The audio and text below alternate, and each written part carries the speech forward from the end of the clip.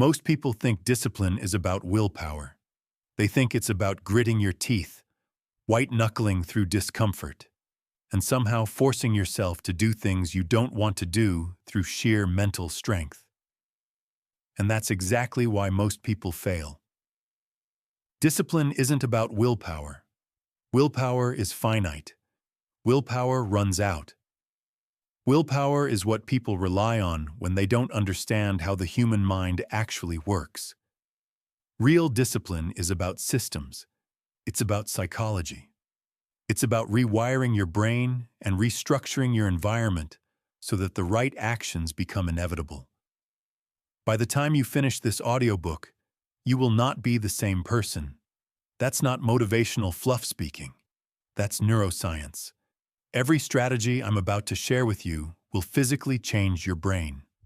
You will develop new neural pathways. You will break old patterns that have kept you stuck, and you will build an unshakable foundation of discipline that will serve you for the rest of your life. But here's what this is not. This is not another feel-good self-help book that tells you to simply believe in yourself. This is not about positive thinking or fleeting motivation. This is about cold, hard systems that work whether you feel like it or not.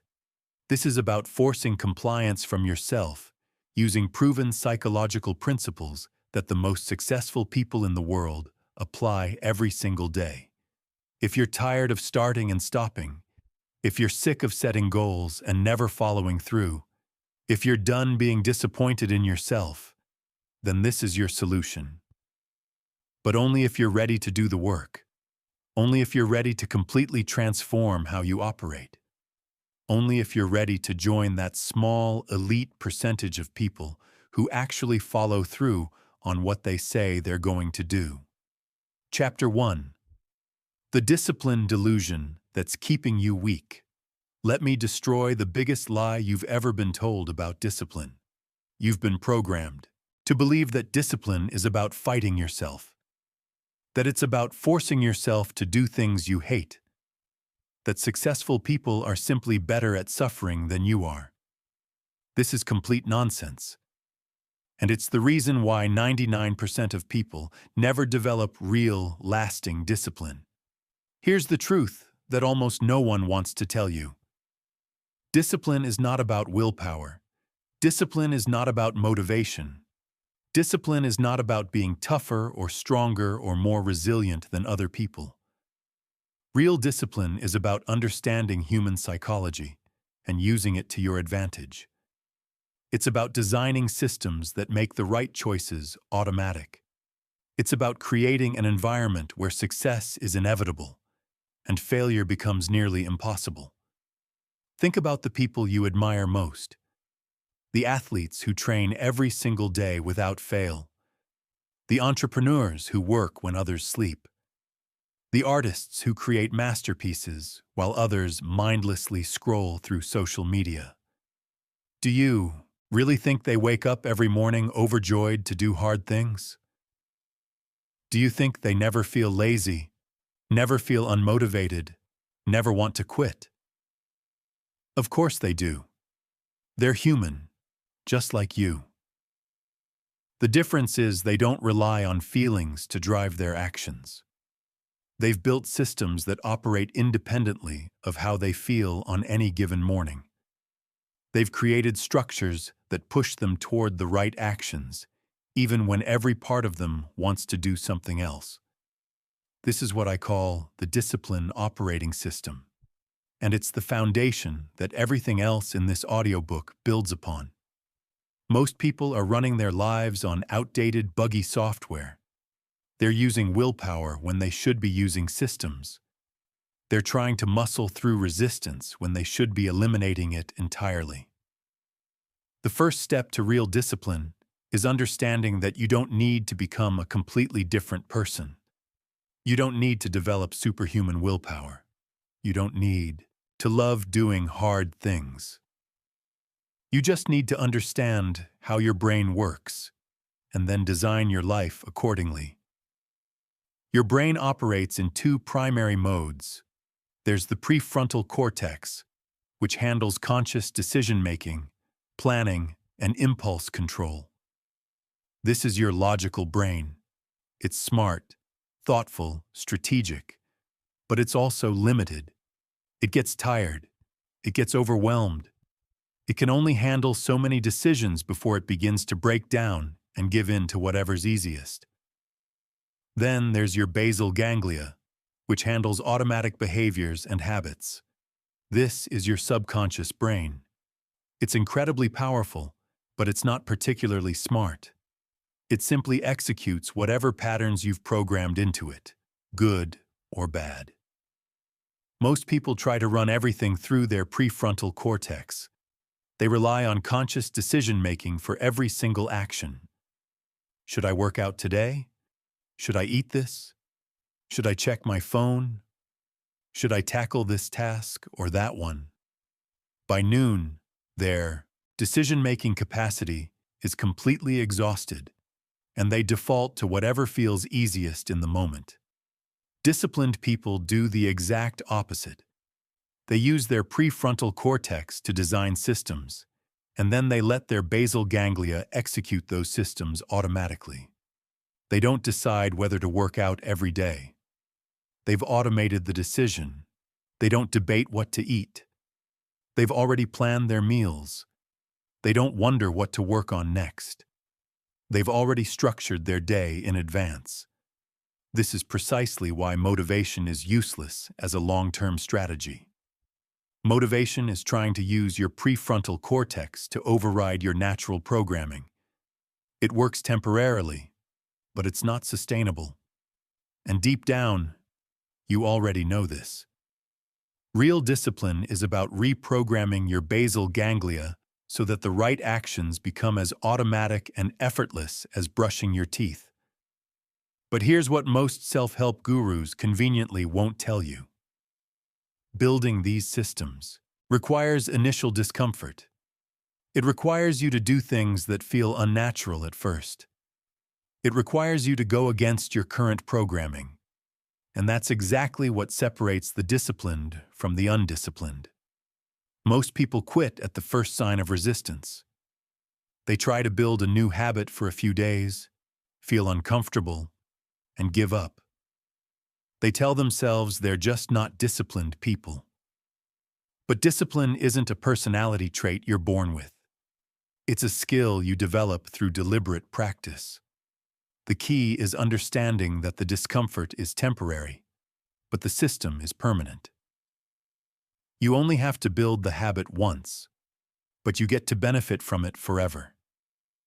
You only have to push through the initial resistance once, and then it becomes effortless.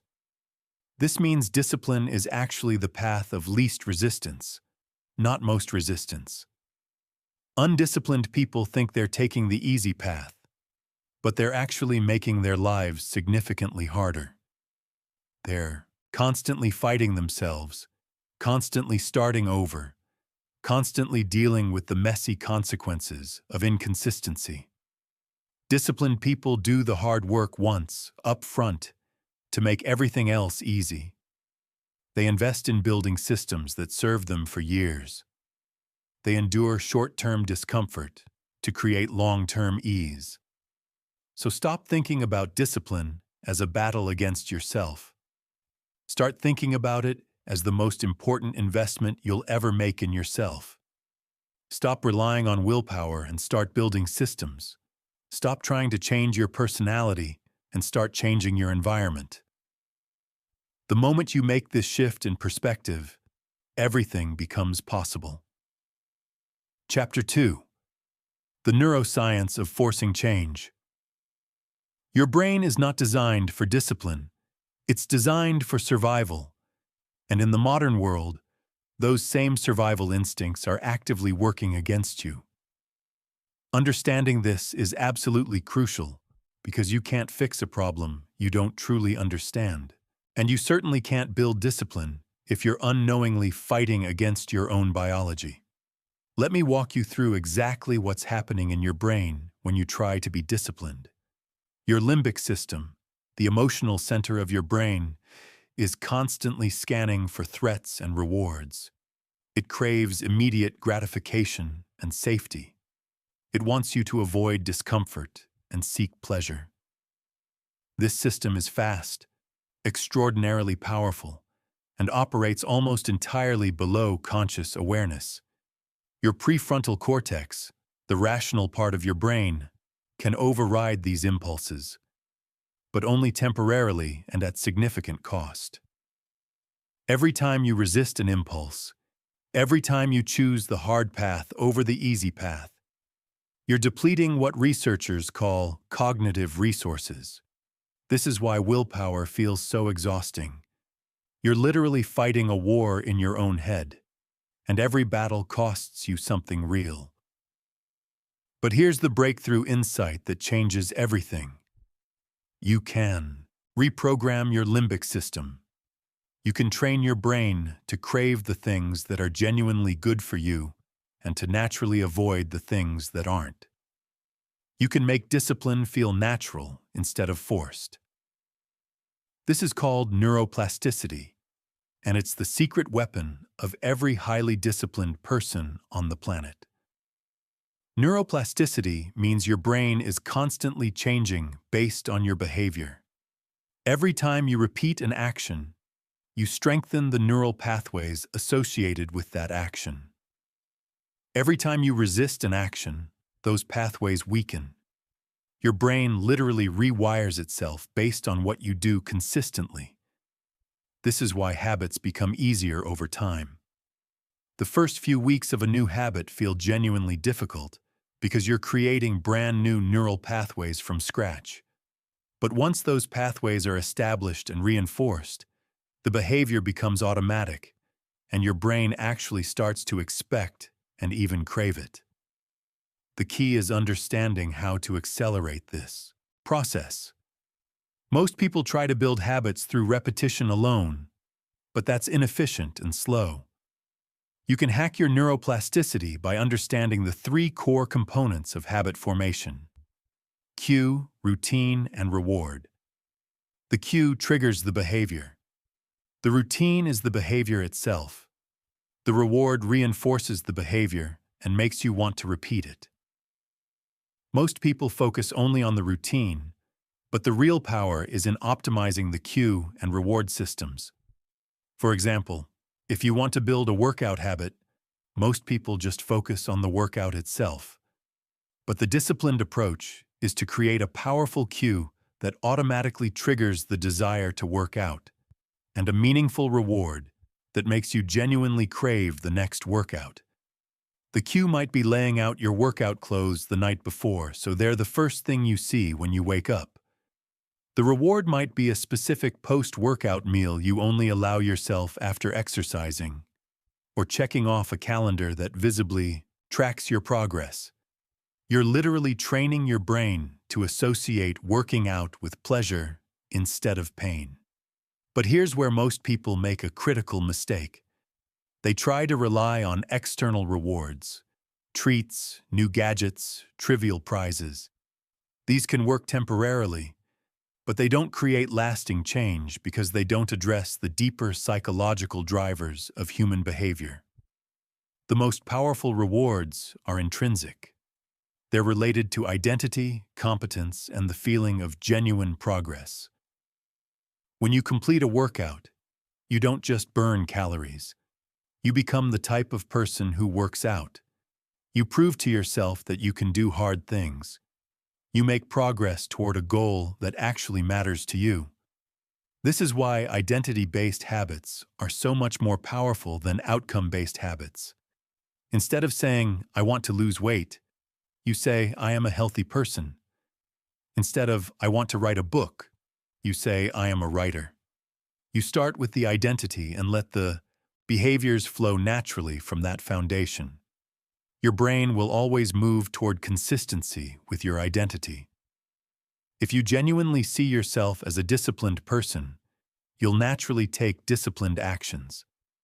If you see yourself as someone who doesn't follow through, you'll unconsciously sabotage your own efforts to maintain that painful consistency. This is also why your social environment is so profoundly important. You become who you spend time with because your brain is constantly absorbing social cues about what's normal and acceptable in your world. If you're surrounded by undisciplined people, your brain will quietly calibrate itself to that standard. If you're surrounded by disciplined people, you'll naturally rise to meet their level. The most advanced practitioners of discipline understand that they're not just changing their behavior, they're rewiring their entire nervous system. They're creating new default patterns that operate automatically. They're fundamentally transforming their relationship with discomfort, challenge, and growth. Here's the most important part. This process is predictable and systematic. It's not about luck or genetics or some special personality trait you either have or don't.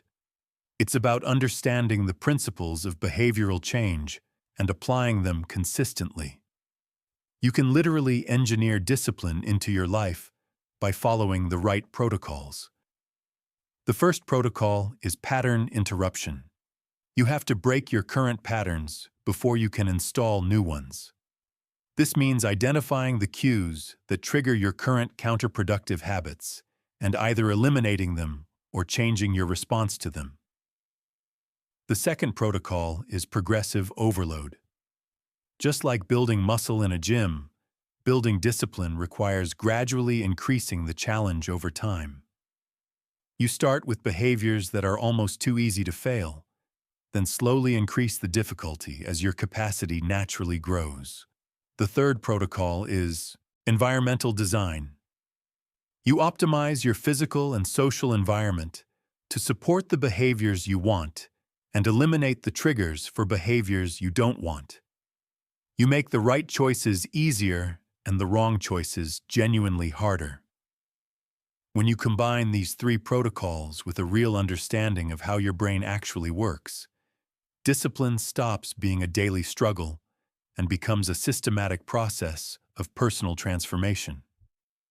You stop fighting against your own biology and start working intelligently with it. Chapter 3. The Environment Domination Protocol. Your environment is stronger than your willpower. This is not some nice-to-know concept you can file away and forget. This is a fundamental law of human behavior that determines more than almost anything else whether you succeed or fail at building lasting discipline.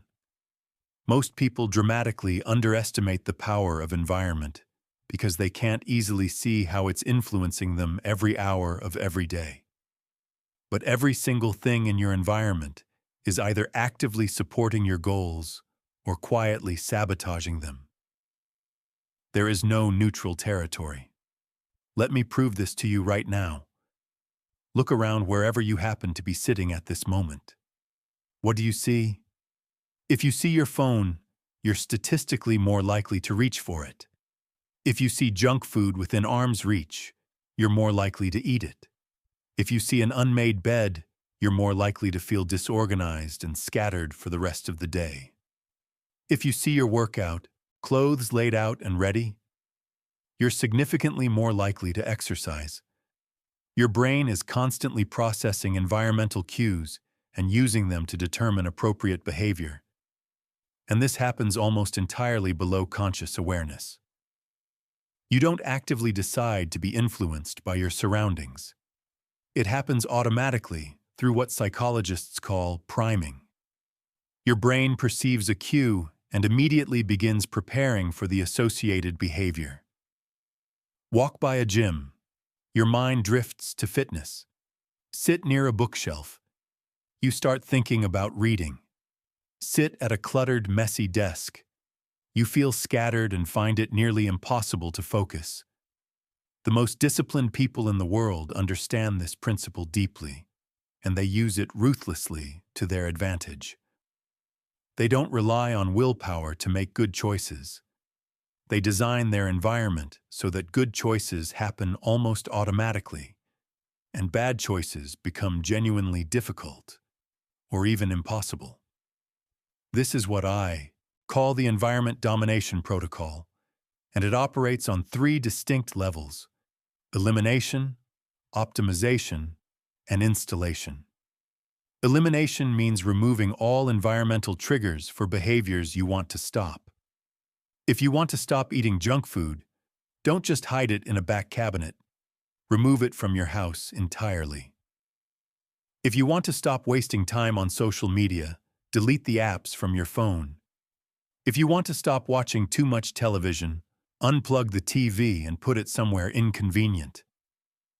Most people resist this level of change because it feels too extreme. They want to rely on willpower to resist temptation. But this is exactly backward. Willpower is a limited resource. Every time you resist temptation, you deplete your capacity for other important decisions. The smartest approach is to eliminate temptation entirely, so there's nothing to resist in the first place. Think about it this way. If you were trying to quit drinking alcohol, would you keep a fully stocked bar in your living room and rely purely on willpower to avoid it? Of course not. You'd remove every bottle from your home. The exact same principle applies to every single behavior you're trying to change. Optimization means arranging your environment to actively support the behaviors you want to build. This goes far beyond simple organization. This is about strategically placing cues that trigger positive behaviors and systematically removing barriers that make those behaviors harder than they need to be. If you want to read more books, make books the most visible and accessible form of entertainment in your home. If you want to eat healthier, prep your meals in advance and put them at eye level in your refrigerator. If you want to work out consistently, lay out your workout clothes the night before and keep your equipment visible and within reach. The key insight here is making desired behaviors as frictionless as possible while deliberately adding friction to undesired behaviors. Every single additional step of friction dramatically reduces the likelihood that you'll follow through with a behavior. Every barrier you remove increases that likelihood exponentially. This isn't a minor effect. It's one of the most powerful forces in human behavior. Installation means adding environmental cues that constantly remind you of your identity and your goals. This is about deliberately surrounding yourself with visual, auditory, and social reminders of who you're actively becoming. You position motivational words where you'll see them first thing each morning. You set up systems that track your progress in a way that's visible and satisfying. You join communities of people who share your values and your aspirations. Your environment should tell a compelling story about who you are and who you're becoming. Every time you move through your space, you should feel like the person you want to be, not like the person you're desperately trying to change. But here's where most people miss a critical piece. They focus only on their physical environment and completely ignore their digital and social environments, which in the modern world may actually be more powerful than anything physical. Your phone is with you constantly, feeding your brain a steady stream of information, stimulation, comparison, and distraction. The apps you have installed, the notifications you allow, the content you consume, the accounts you follow on social media, all of this is quietly programming your brain and shaping your behavior in ways you barely notice. If you're serious about building discipline, you need to audit your digital environment with the same intensity and ruthlessness you bring to your physical space. Delete apps that eat your time without giving you anything meaningful in return. Unfollow accounts that leave you feeling worse about yourself. Install apps that actively support your goals. Set up systems that bring your priorities to your attention instead of constantly pulling you away from them. Your social environment is equally powerful and equally worth designing intentionally. You become like the people you spend the most time with. This isn't a cliché. It's a deeply established principle of human psychology. Humans are social creatures literally designed to fit into groups and mirror the people around them. If the people you spend the most time with are undisciplined, unmotivated, and prone to making excuses, you will unconsciously adapt to match their behavior. It won't feel like a choice. It will just happen gradually, invisibly, until one day you wonder why you're making excuses too. The most advanced practitioners of discipline create what I call total environmental alignment. Every aspect of their lives, their physical space, their digital habits, their social circle, is deliberately optimized to support their most important goals. They don't leave anything significant to chance, because they understand that environment wins in the long run. Every time, without exception. Chapter 4. The Identity Shift Strategy. Most people try to change their behavior without ever changing their identity. And that's precisely why they fail over and over again.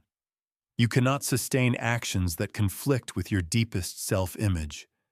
Your brain will always, without fail, move toward consistency with who you genuinely believe you are. If you see yourself as an undisciplined person trying to act disciplined, you'll unconsciously sabotage your own efforts, because your brain is desperately trying to maintain the story you tell about yourself. Real, lasting change doesn't start with behavior. It starts with identity. You have to become the type of person who naturally does the things you want to do. You have to shift from trying to act disciplined to actually, fundamentally, being disciplined. This is the difference between temporary behavior change that fades after a few weeks and permanent transformation that compounds over years. Here's how most people approach change. They set a goal: lose weight, build a business, get fit, save money. They focus almost entirely on the outcome they want. They try to force the behaviors that will theoretically get them there. And when those behaviors feel unnatural or difficult, or just plain inconvenient, they give up and tell themselves a story about how they're just not that type of person. The disciplined approach is exactly the reverse. You start with identity. You decide, with genuine intention, who you want to become. You adopt the beliefs and values of that person. You start taking small actions, tiny ones at first, that prove to yourself that you are already becoming that type of person. And then the larger, more demanding actions begin to feel natural and automatic, because they're consistent with who you now believe yourself to be. Instead of saying, "I want to lose weight," you say, "I am a healthy person who takes care of my body." Instead of, "I want to write a book," you say, "I am a writer who shows up every day." Instead of, "I want to be more successful," you say, "I am someone who executes relentlessly on what matters." You start with the identity, and you let the behaviors flow naturally from that foundation. This works because of something psychologists call cognitive consistency. Your brain has a genuinely powerful drive to align your actions with your beliefs about yourself. When you truly believe, at your core, that you are a disciplined person, disciplined behavior stops feeling like work. It starts feeling like the natural expression of who you are. It starts feeling right. But, and this is crucial, you can't simply declare a new identity and expect it to stick like a sticker on a wall. Identity change requires evidence. You have to prove to yourself, through consistent action, that you are who you're claiming to be. Every small disciplined choice you make becomes a piece of evidence that you are, in fact, a disciplined person. Every time you follow through on a commitment, however small, you reinforce your new identity just a little more. This is exactly why starting small is so profoundly important. You're not just building habits. You're building a new identity, one tiny vote at a time. If you try to make massive, dramatic changes immediately, you'll fail, and you'll damage your fragile new self-image in the process. But if you start with tiny actions you can do consistently, regardless of how you feel, you'll build a foundation of undeniable evidence that supports your new identity.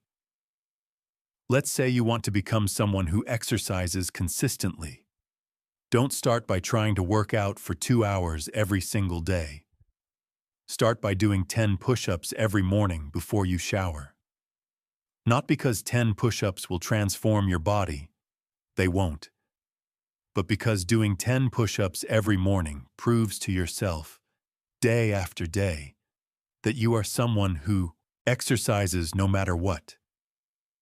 Each time you do those push-ups, you're casting one more vote for your new identity.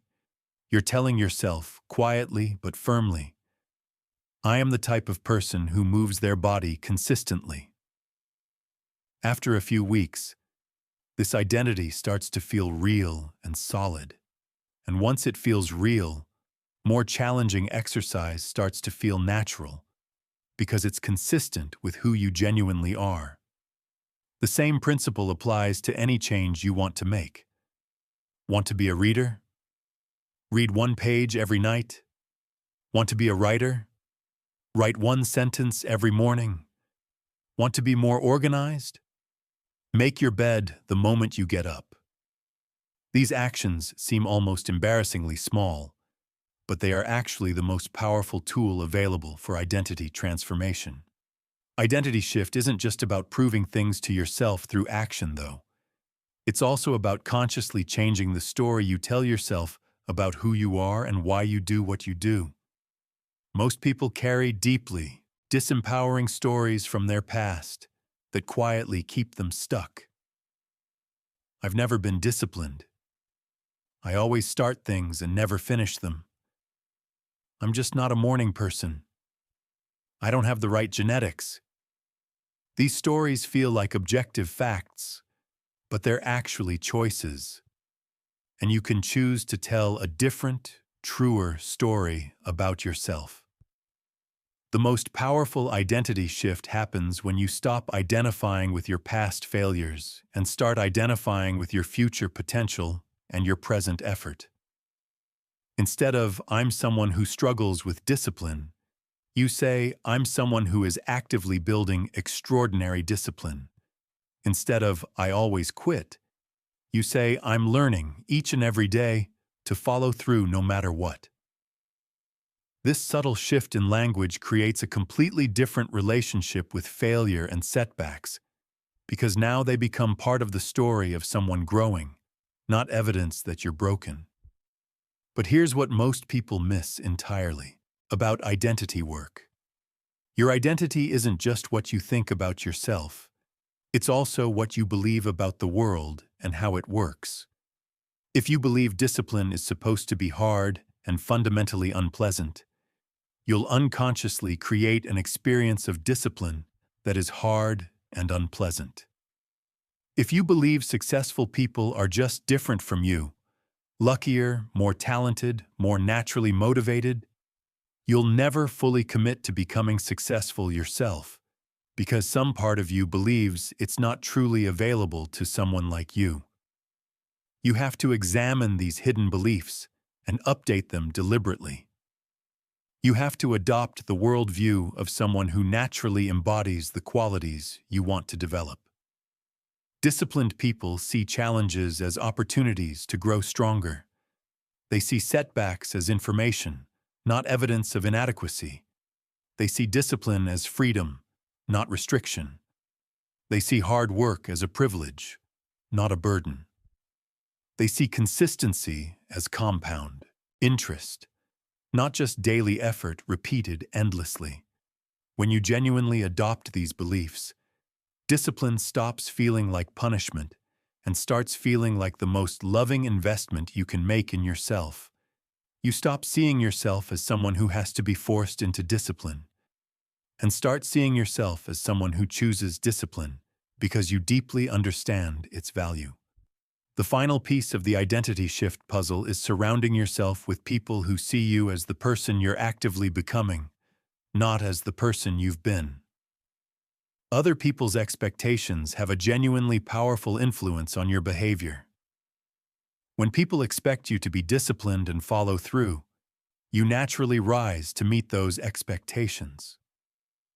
When people expect you to quit, you risk unconsciously living down to those expectations too. This is why it's so important to be intentional about who you share your goals with. Don't dramatically announce transformations that create pressure for you to be perfect from day one. Instead, quietly embody your new identity through consistent, daily action, and let people notice the changes naturally over time. When you combine identity shift with environmental design and neuroplasticity principles, you create an unstoppable foundation for lasting discipline.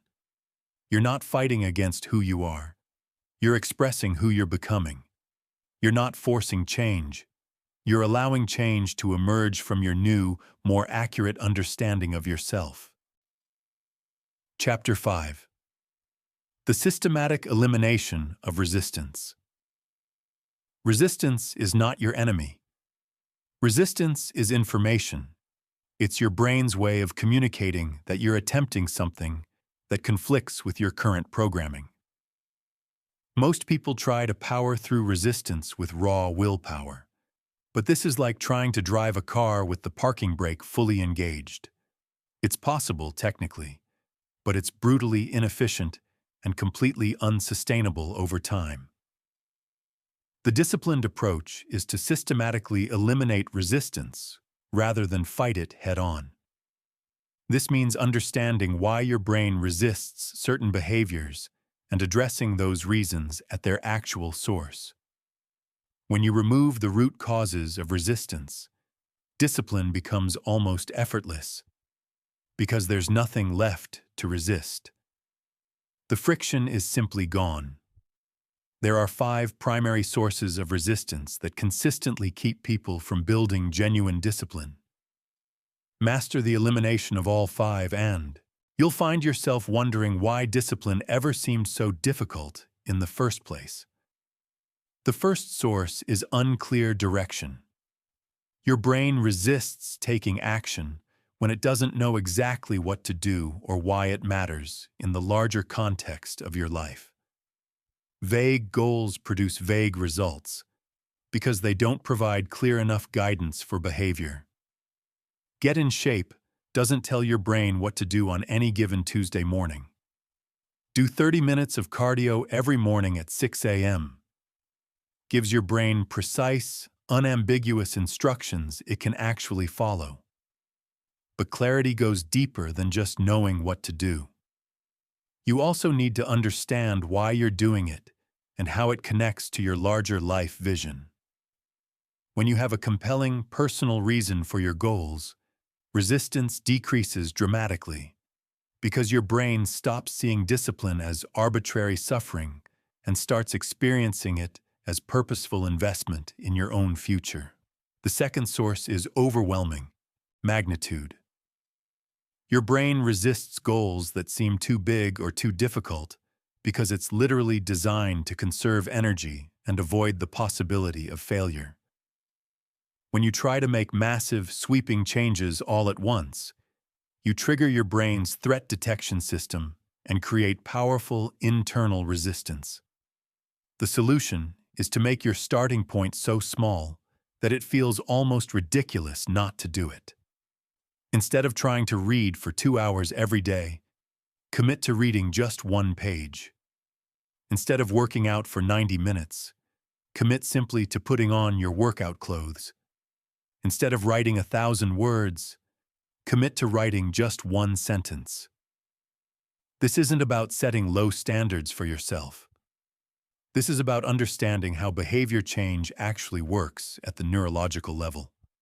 Small actions build momentum, confidence, and neural pathways. Once you establish consistency with small actions, you can gradually increase the challenge without triggering resistance. The key is making your minimum viable action so small that you can honestly do it even on your absolute worst days. The third source is inadequate systems. Your brain resists behaviors that require constant decision-making and real-time problem-solving. Every time you have to figure out what to do, when to do it, or how exactly to do it, you create friction that leads directly to procrastination and avoidance. The solution is to systematize every aspect of your disciplined behaviors. Create detailed plans that eliminate decision fatigue entirely. Prepare everything in advance so that execution becomes automatic. Build routines that chain productive behaviors together, so one action naturally and smoothly leads to the next. Don't just decide to work out regularly. Create a complete workout system with specific exercises, exact timing, prepared equipment, and predetermined rewards. Remove every possible source of friction so that taking action becomes as automatic as brushing your teeth. The fourth source is conflicting values, and it's often the most subtle and hardest to spot. Your brain resists behaviors that conflict with your deeper beliefs about yourself, about other people, or about how the world works. If you secretly believe that successful people are selfish, or that real discipline means giving up everything fun, you'll unconsciously sabotage your own efforts to preserve a self-image you're more comfortable with. This is why examining your underlying beliefs about discipline is so crucial. You might discover that you subconsciously associate discipline with rigidity, deprivation, or judgment of others. You might believe that spontaneous, free-spirited people are more creative or more fun, and that highly structured people are somehow missing out on life. These beliefs will create resistance no matter how sophisticated your systems are. The solution is to genuinely reframe discipline in a way that authentically aligns with your values. Show yourself how discipline actually creates more freedom, not less. Understand how structure enables creativity rather than suppressing it. Experience discipline as profound self-care, not self-punishment. The fifth source is insufficient motivation. Your brain resists behaviors that don't provide adequate reward relative to the effort they require. If the benefits of discipline feel abstract or distant, while the costs feel immediate and painfully concrete, you'll struggle with consistency no matter how pure your intentions are. The solution is to engineer immediate, meaningful rewards for disciplined behavior while making the costs of undisciplined behavior more visible and real to you.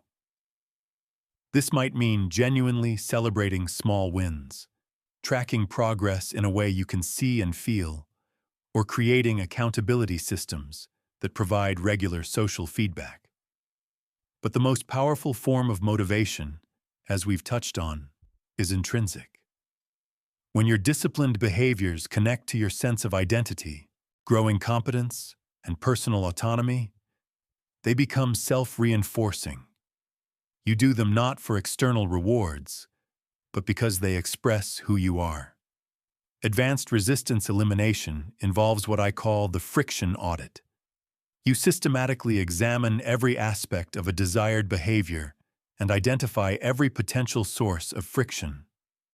Then you eliminate or minimize each source until the behavior becomes as genuinely easy as possible. If you want to eat healthier, you audit everything from grocery shopping to meal planning to cooking to cleanup, and you remove every barrier you find. You prep meals in advance, organize your kitchen to make healthy choices visible and convenient, and eliminate junk food from your environment completely. If you want to write consistently, you audit your writing environment, your tools, your process, and your mental state before you begin. You eliminate distractions, optimize your workspace, develop simple templates and frameworks, and create rituals that immediately put you in the right mindset for creative work. The goal is to make disciplined behavior feel inevitable rather than effortful. When you systematically eliminate resistance, you don't have to rely on willpower, because there's nothing left to resist. The right actions become the natural actions, because you've thoughtfully removed all the barriers that were quietly making them harder than they needed to be. Remember, resistance is not a character flaw. It's a design problem. Instead of trying to overcome resistance through sheer force of will, solve the design problems that create the resistance in the first place. Instead of fighting your brain, work intelligently with it. Chapter 6. The Momentum Manufacturing System. Momentum is the most powerful force in human behavior. Yet most people completely misunderstand how to create it, protect it, and build on it. They think momentum comes from big wins or exceptionally motivated days, but that's exactly backward. Real momentum comes from protecting and carefully building on small, steady consistencies, especially when you don't feel like doing anything at all. Here's what most people do wrong. They start incredibly strong with massive, ambitious effort. They burn out within days or weeks. Then they quit completely. They cycle through these zero-to-hero attempts that always eventually crash and burn. And then they tell themselves they lack discipline, when really they just lack a genuine understanding of how momentum actually works. Momentum is not about intensity. Momentum is about frequency. It's not about doing something perfectly on your best days. It's about doing something consistently, regardless of what kind of day you're having. A person who exercises for just 10 minutes every single day for a full year will be in better shape than someone who exercises intensely twice a week for 2 months and then quits. This is because momentum operates on compound interest principles. Small actions performed consistently create exponential results over time. But the compound effect only works if you never break the chain. One missed day resets your psychological momentum. Even if it doesn't eliminate your physical progress, your brain carefully tracks consistency patterns and uses them to predict future behavior.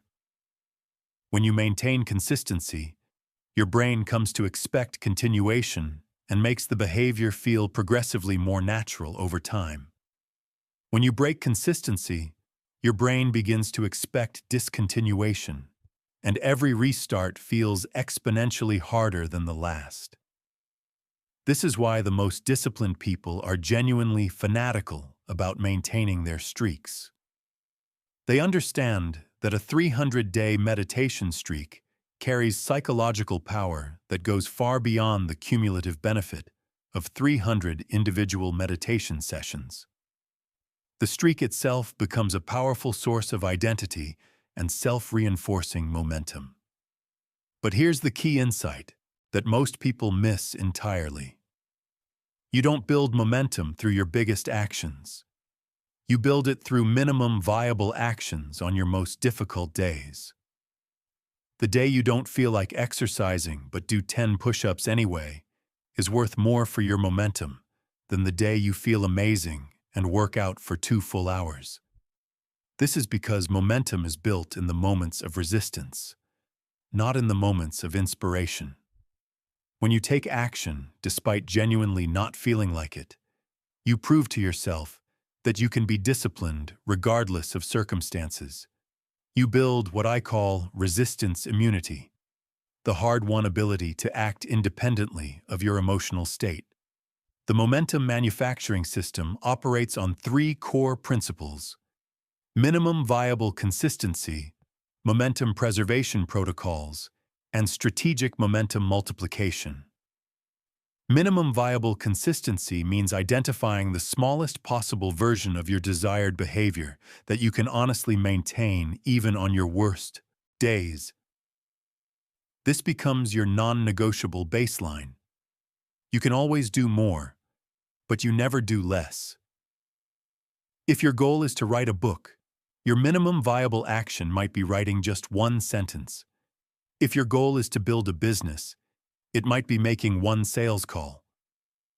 If your goal is to get in shape, it might be doing 1 push-up.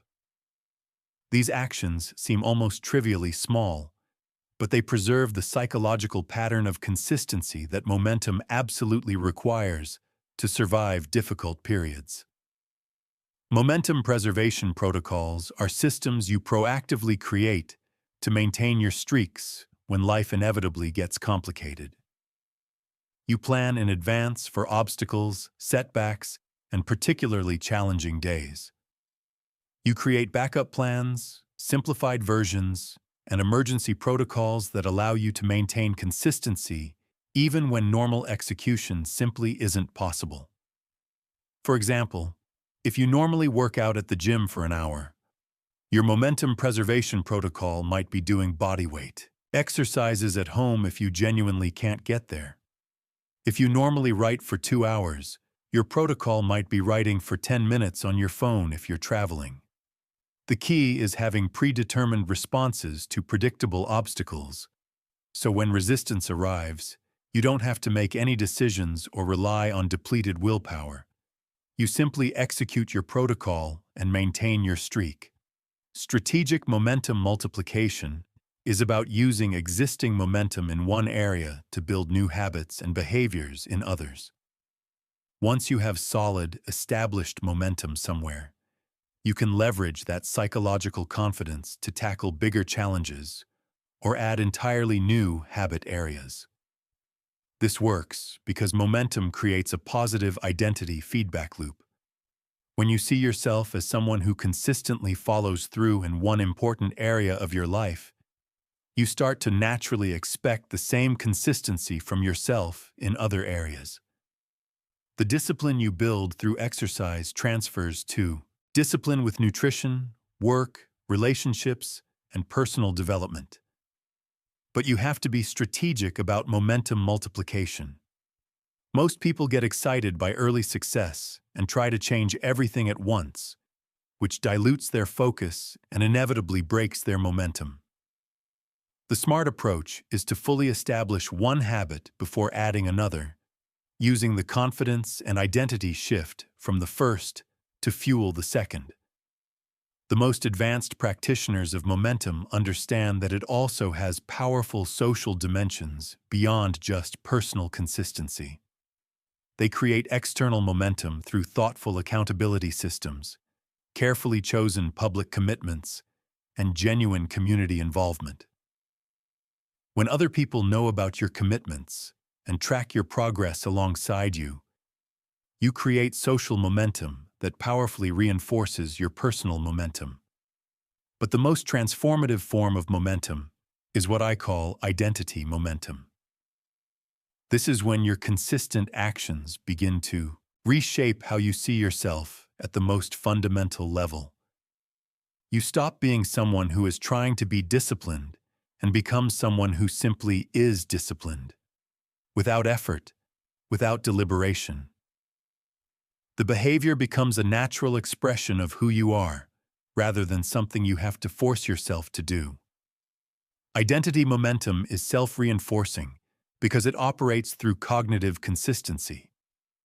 Once you truly see yourself as a disciplined person, undisciplined behavior begins to feel genuinely wrong and uncomfortable. You maintain consistency not because you have to, but because inconsistency conflicts deeply with your identity.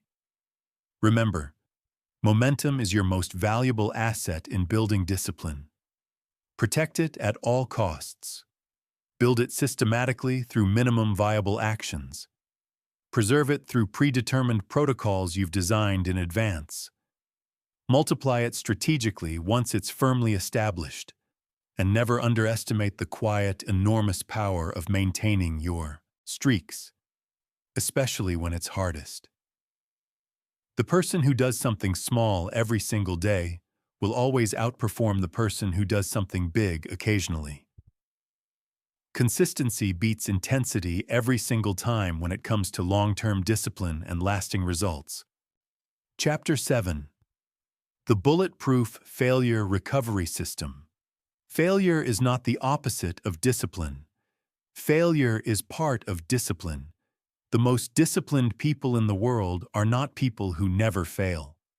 They are people who have mastered the art of recovering from failure faster and more completely than everyone else around them. Here's the honest truth that almost no one talks about openly. You will fail. You will miss days. You will break commitments to yourself.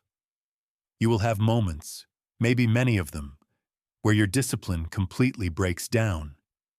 This is not a character flaw. This is not evidence that you're broken or that discipline isn't for you. It's a mathematical certainty of being human. The question is not whether you'll fail. It absolutely will happen. The question is how quickly and effectively you'll recover when you do. Most people have an all-or-nothing relationship with discipline. They think one missed workout means they're not really an athlete. One day of poor eating means their diet is completely ruined. One procrastinated task means they fundamentally lack work ethic. This perfectionist mindset is the true enemy of real discipline because it turns minor, recoverable setbacks into major psychological spirals that can last days or weeks. The disciplined approach is fundamentally different. Disciplined people expect failure as a normal, predictable part of the process. They plan for setbacks in advance. They have predetermined protocols for getting back on track. They treat failure as data, not as evidence of personal inadequacy. This mindset shift changes everything because it removes the crushing shame and corrosive self-judgment that typically follow failure and make recovery so much harder than it needs to be. The Bulletproof failure recovery system operates on 4 core principles: rapid recognition, immediate action, pattern analysis, and system improvement. Rapid recognition means developing the self-awareness to catch failures and setbacks as quickly as possible.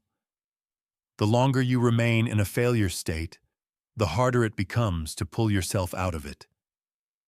The key is creating personal triggers that alert you when you're starting to slip, so you can intervene before a small problem compounds into a genuinely large one. This might mean daily honest check-ins with yourself about your commitments. It might mean tracking leading indicators that tend to predict larger failures before they fully materialize. The goal is to compress the time between failure and awareness as much as possible, so you can respond almost immediately. Immediate action means having predetermined responses to different types of failures that you can execute without thinking. When you fail, your brain is often in a genuinely compromised state. You're dealing with disappointment, maybe shame or discouragement. This is emphatically not the time to figure out from scratch what you should do next. This is the time to execute a clear plan you made when you were thinking clearly and feeling strong. Your immediate action protocol might be as simple as doing your minimum viable action within the next hour. If you missed your morning workout, you do 10 push-ups right now, wherever you are. If you ate junk food, you drink a large glass of water and choose something healthy for your next meal. If you wasted time on social media, you immediately switch to one productive task.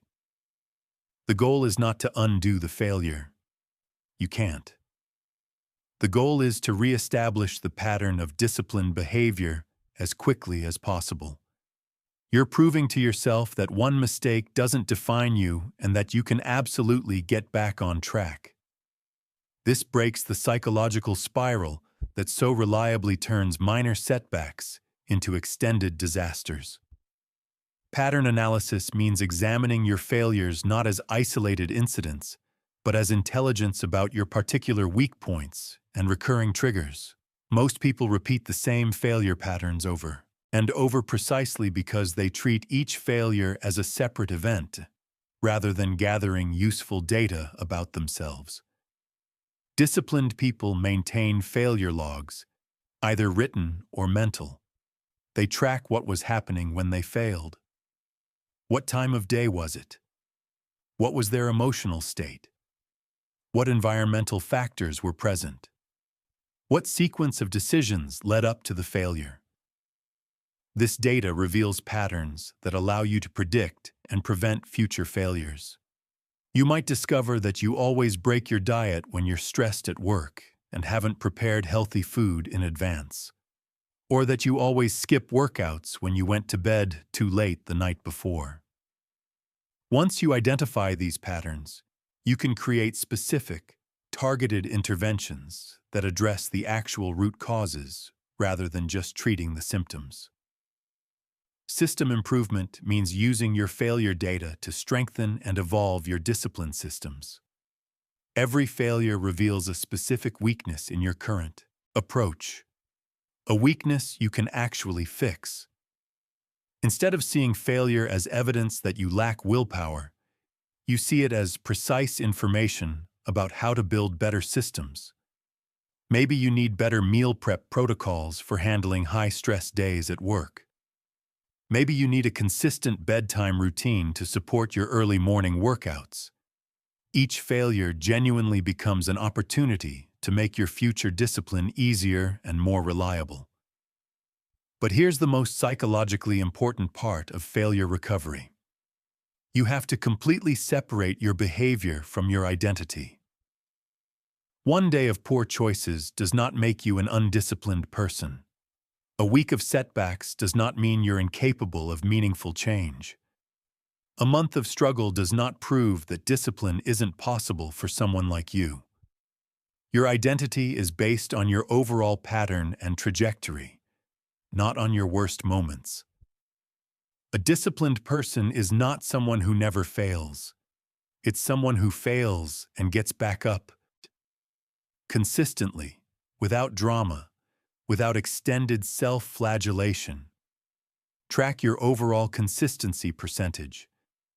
If you're hitting your discipline goals 80% of the time, you are genuinely, remarkably disciplined.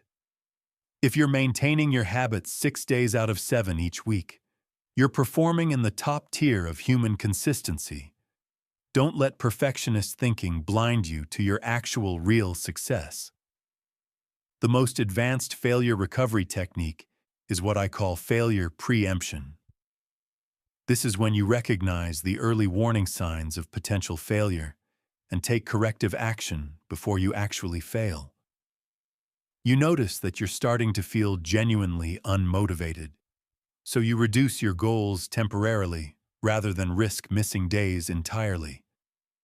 You sense that stress is building to an unsustainable level, so you implement your stress management protocols before they undermine your discipline completely. Failure preemption requires deep self-awareness and unflinching honesty with yourself. You have to know your failure patterns well enough to see them coming from a distance. You have to be willing to adjust your approach based on real, changing circumstances rather than rigidly clinging to plans that clearly aren't working in your current reality. Remember, failure is not the enemy of discipline. It's the teacher. Every failure contains valuable, actionable information about how to improve your systems. The goal is not to avoid failure completely. That's impossible. The goal is to fail better, to fail less frequently, recover more quickly, and learn more effectively from every setback. The most disciplined person is the one who fails, learns, adjusts, and keeps going until they succeed. Master the art of failure recovery, and you'll never stay down for long. Chapter 8: The Advanced Habit Architecture Blueprint. Most people think building habits is fundamentally about repetition. Do something for 21 days, and it becomes automatic. Right? This is completely and demonstrably wrong, and it's one of the primary reasons most people fail repeatedly at habit formation. Real habit architecture is about understanding the complex psychological and environmental factors that make behaviors genuinely stick, and then deliberately engineering those factors with precision. A habit is not just a repeated behavior. A habit is a neurological pattern consisting of a cue, a routine, and a reward, all connected by what neuroscientists call the habit loop. But most people focus almost entirely on the routine and completely ignore the cue and reward systems that actually drive the behavior long term. This is like trying to build a house by only constructing the walls. Without a proper foundation and a solid roof, the structure collapses, usually at the worst possible moment. Advanced habit architecture operates on 5 levels: environmental cues, behavioral chains, reward optimization, context variation, and systematic scaling. Environmental cues are the triggers that initiate your habit loops. Most people rely on time-based cues. I'll work out at 6 a.m., or I'll read before bed. But time-based cues are inherently weak because they depend entirely on your memory and your motivation on any given day. The most powerful cues are environmental, objects or situations that automatically trigger the desire to perform the habit, without you having to remember or decide anything. Instead of relying on remembering to work out at a specific time, you put your workout clothes right next to your bed so you see them the moment you open your eyes. Instead of trying to remember to read, you put a book on your pillow so you have to physically move it before you can sleep. The environmental cue does the remembering for you, reliably, without requiring any willpower at all. But the advanced technique is to create cue chains rather than just single cues. One environmental trigger leads to another, which leads to another, creating unstoppable momentum toward your desired behavior. Your workout clothes trigger putting them on, which triggers moving to your exercise area, which triggers starting your warm-up routine. The chain pulls you forward without requiring conscious decision at each step. Behavioral chains are sequences of connected actions that flow naturally from one to the next. Instead of building isolated habits, you build habit sequences that feel like a single continuous action, which is infinitely more powerful than individual disconnected habits. Each step in the sequence reinforces all the others, creating a self-sustaining momentum. The key to behavioral chaining is starting with habits you already have and attaching new behaviors to them. You don't try to create entirely new, standalone routines from nothing.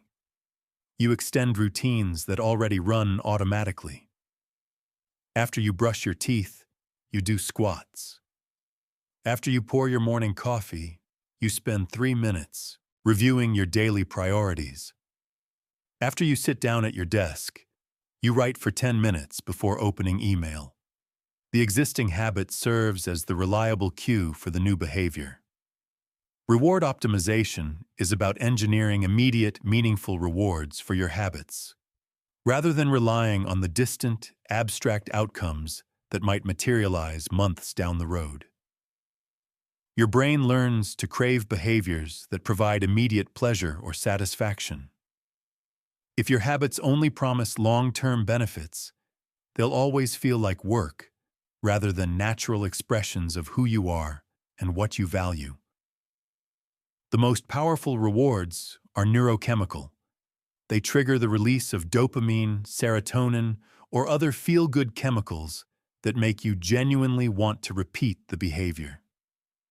This might be the endorphin rush from exercise, the deep satisfaction of checking off a completed task, or the sense of visible, measurable progress from tracking your improvement over time. But you can also engineer artificial rewards that become psychologically meaningful through repeated association. Maybe you only listen to your absolutely favorite podcast while exercising. Maybe you only drink your special morning coffee after completing your single most important work task. Maybe you only watch certain shows in the evening while doing household chores. The key is pairing activities you need to do with experiences you genuinely want to have, creating positive associations that make discipline feel rewarding rather than punishing. Context variation is about deliberately building habits that remain robust across different situations and environments. Most people accidentally build habits that only work under perfect, familiar conditions. When their usual routine gets disrupted by travel, illness, or life changes, their habits collapse entirely, because they never trained for variability and disruption. Advanced habit builders practice their habits in multiple contexts. They work out, both at home and at the gym. They meditate both in their bedroom and during business travel. They maintain their nutrition habits both at regular restaurants and at family gatherings. This context variation makes habits genuinely anti-fragile. They actually become stronger when exposed to stress, novelty, and change. This doesn't mean making habits more complicated or burdensome. It means having simplified, portable versions that work in any situation you might encounter. Your full workout routine might require a fully equipped gym, but your travel version only needs your body weight and 10 square feet of floor space. Systematic scaling is about gradually increasing the challenge and complexity of your habits as your capacity authentically grows. Most people either start too small and never meaningfully progress, or start too ambitiously and burn out before momentum is established. The disciplined approach is progressive overload, constantly pushing just slightly beyond your current comfort zone, just enough to keep growing without triggering overwhelm or resistance. This means regularly auditing your habits and honestly asking, is this still genuinely challenging me? Am I still growing from this behavior? Can I handle a slightly more demanding version this month? You might start with 10 minutes of daily reading and gradually increase to 30. You might begin with basic exercises and progress to more complex, demanding movement patterns.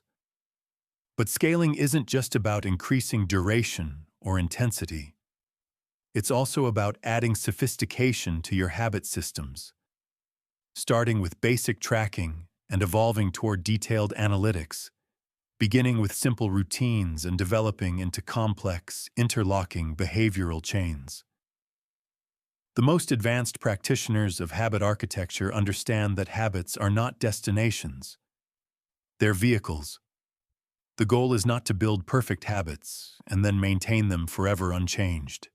It's to build habits that serve your larger vision and to adapt them continuously as your vision naturally evolves. Remember, habits are the compound interest of self-improvement.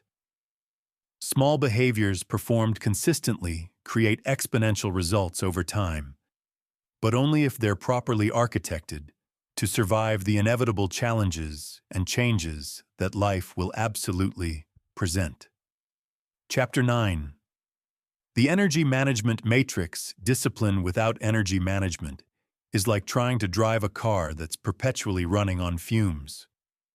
You might have the best systems, the clearest goals, and the strongest intentions, but without properly managing your physical, mental, and emotional energy, you'll constantly struggle with execution and consistency in ways that feel mysterious and defeating. Most people approach discipline as if energy is essentially unlimited. They make ambitious, detailed plans based on how they feel during peak motivation, and then wonder, genuinely baffled, why they can't sustain those same behaviors when their energy is depleted. This is completely backward. Real discipline is designed thoughtfully around energy optimization, not energy depletion. Your energy operates on multiple distinct levels. Physical energy derived from nutrition, sleep, and movement. Mental energy from cognitive load and decision-making demands. Emotional energy from stress, relationships, and internal conflicts. And what I'd call spiritual energy from purpose, meaning, and authentic alignment with your deepest values. These energy systems are deeply interconnected. When one is depleted, it drags down all the others. When you're physically exhausted, your mental focus suffers dramatically. When you're emotionally drained, your physical energy drops. When you lack a genuine sense of purpose, everything feels harder than it should. The energy management matrix is a framework for optimizing all four energy systems to create sustainable, long-term discipline. Instead of forcing yourself to be disciplined despite chronically low energy, you create discipline by systematically maintaining high energy across all four dimensions. Physical energy optimization begins with sleep, which is the non-negotiable foundation of everything else. Most people treat sleep as optional or as a luxury they can cut back on when life gets busy. This is like trying to perform highly precise surgery with dull, rusty instruments. Your cognitive function, emotional regulation, and physical performance all depend critically on adequate sleep and recovery. The disciplined approach to sleep is treating it with the same seriousness and intentionality you bring to any other important professional commitment. You establish a consistent sleep schedule, create an environment optimized for deep, restorative rest, and build evening routines that genuinely prepare your body and mind for quality sleep. You prioritize sleep over entertainment, social media, or additional work, because you understand clearly that sacrificing sleep makes literally everything else in your life less effective. But sleep is just the foundation. You also need to optimize your nutrition for sustained, stable energy rather than quick, temporary fixes. This means eating in ways that maintain stable blood sugar, provide adequate protein, and follow consistent meal timing. Disciplined people eat strategically based on their energy requirements and performance goals, not reactively based on immediate cravings or whatever happens to be convenient. They plan their nutrition around their discipline demands, treating food as fuel for the life they want to build. Movement and exercise create energy rather than simply depleting it, but only when approached appropriately and sustainably. The right type and amount of physical activity enhances your capacity for mental focus and emotional resilience in ways that compound over time. During periods of intense stress or demanding projects, you might wisely reduce exercise intensity to preserve energy for other critical priorities. During lower stress periods, you might increase physical challenges to build greater overall capacity. The key is matching your approach to your current reality. Mental energy optimization is about managing cognitive load and decision fatigue. Your brain has limited processing capacity, real, measurable limits, and every decision you make depletes that capacity, however minor the decision might seem. By the end of a day filled with dozens of small decisions, your ability to make genuinely disciplined choices is severely compromised. The solution is automating as many routine decisions as possible through systems, planned routines, and predetermined choices. You don't decide what to wear each morning. You have a thoughtfully curated, simple wardrobe.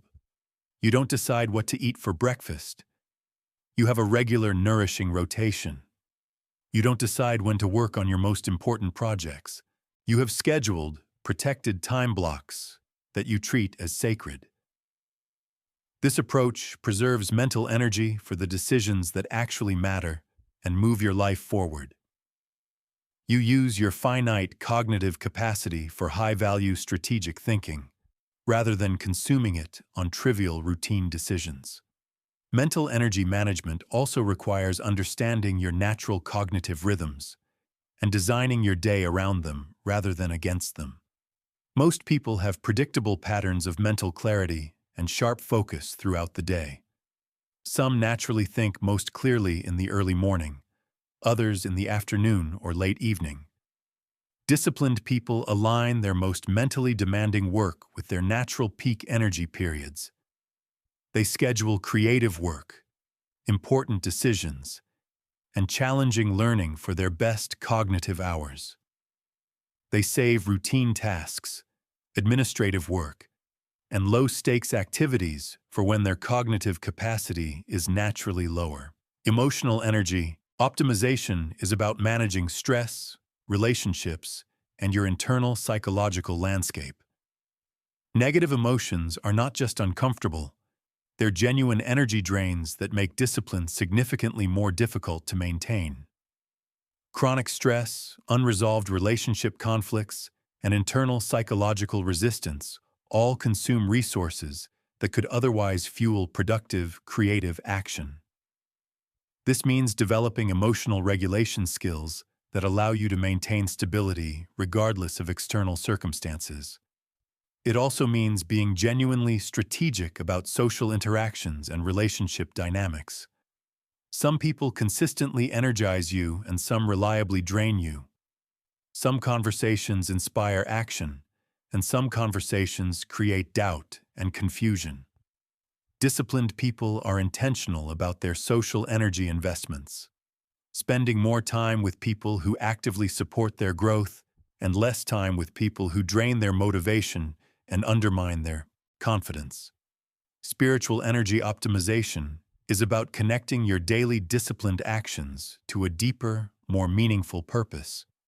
When your discipline serves something genuinely larger than just immediate gratification, it becomes sustainable across years and decades because it's fueled by intrinsic motivation rather than external pressure or fleeting excitement. When discipline feels meaningless or arbitrary, it requires enormous willpower to sustain. When discipline feels purposeful and aligned with what you genuinely care most about, it becomes almost self-reinforcing, because every action confirms your commitment to what matters most in your life. The most advanced practitioners of energy management understand that optimization is not about maximizing output at any cost. It's about creating sustainable systems that operate consistently over long periods. They would rather maintain steady, solid effort for years than burn at full intensity for weeks and then crash. This requires honest, sometimes uncomfortable assessment of your actual current energy capacity and building disciplined systems that work within those real constraints, even as your capacity grows through proper energy management. Remember, energy is not unlimited, but it absolutely is renewable. The goal is not to exhaust yourself in relentless pursuit of discipline. It's to create disciplined systems that actually increase your energy and vitality over time. When discipline enhances your energy rather than depleting it, consistency becomes genuinely effortless, and growth becomes inevitable. Chapter 10. The Social Force Multiplication System. You are the average of the 5 people you spend the most time with. This is not just a motivational quote people share on social media. This is a fundamental, well-researched principle of human psychology that profoundly determines whether your discipline ultimately succeeds or fails. Your social environment shapes your beliefs, your behaviors, and your standards more powerfully than your individual willpower ever could. Most people dramatically underestimate the impact of social influence because it operates subtly, gradually, and almost entirely below conscious awareness. You don't consciously decide to adopt other people's habits and attitudes. It happens automatically through what psychologists call social proof and conformity pressure. Your brain is constantly calibrating what's normal, acceptable, and possible based on the people you regularly spend time with. If you're surrounded by people who habitually make excuses, you'll unconsciously start making excuses too. If you're surrounded by people who complain about challenges, you'll find yourself complaining more. It just feels natural. If you're surrounded by people who give up easily, giving up will gradually start to feel like a reasonable, even sensible response to difficulty. But the opposite is equally and powerfully true. If you're surrounded by people who execute consistently and without drama, Consistent execution becomes your standard. If you're surrounded by people who embrace challenges with energy and curiosity, challenges start to feel like opportunities. If you're surrounded by people who never give up, quitting becomes almost literally unthinkable. This is why intentionally changing your social environment is one of the single most powerful discipline interventions available to you. You don't have to rely exclusively on your individual strength when your entire social system actively supports your goals.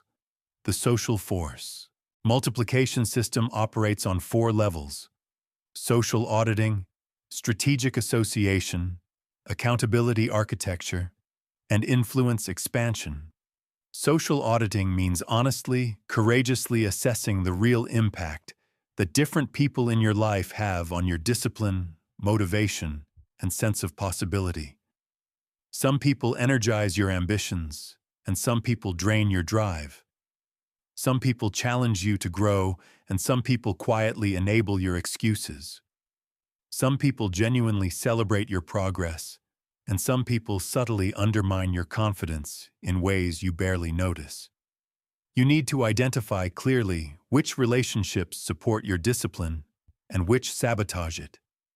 Create 3 mental categories: energy givers who inspire and genuinely motivate you, energy takers who drain and discourage you, and energy-neutral people who have minimal impact either way.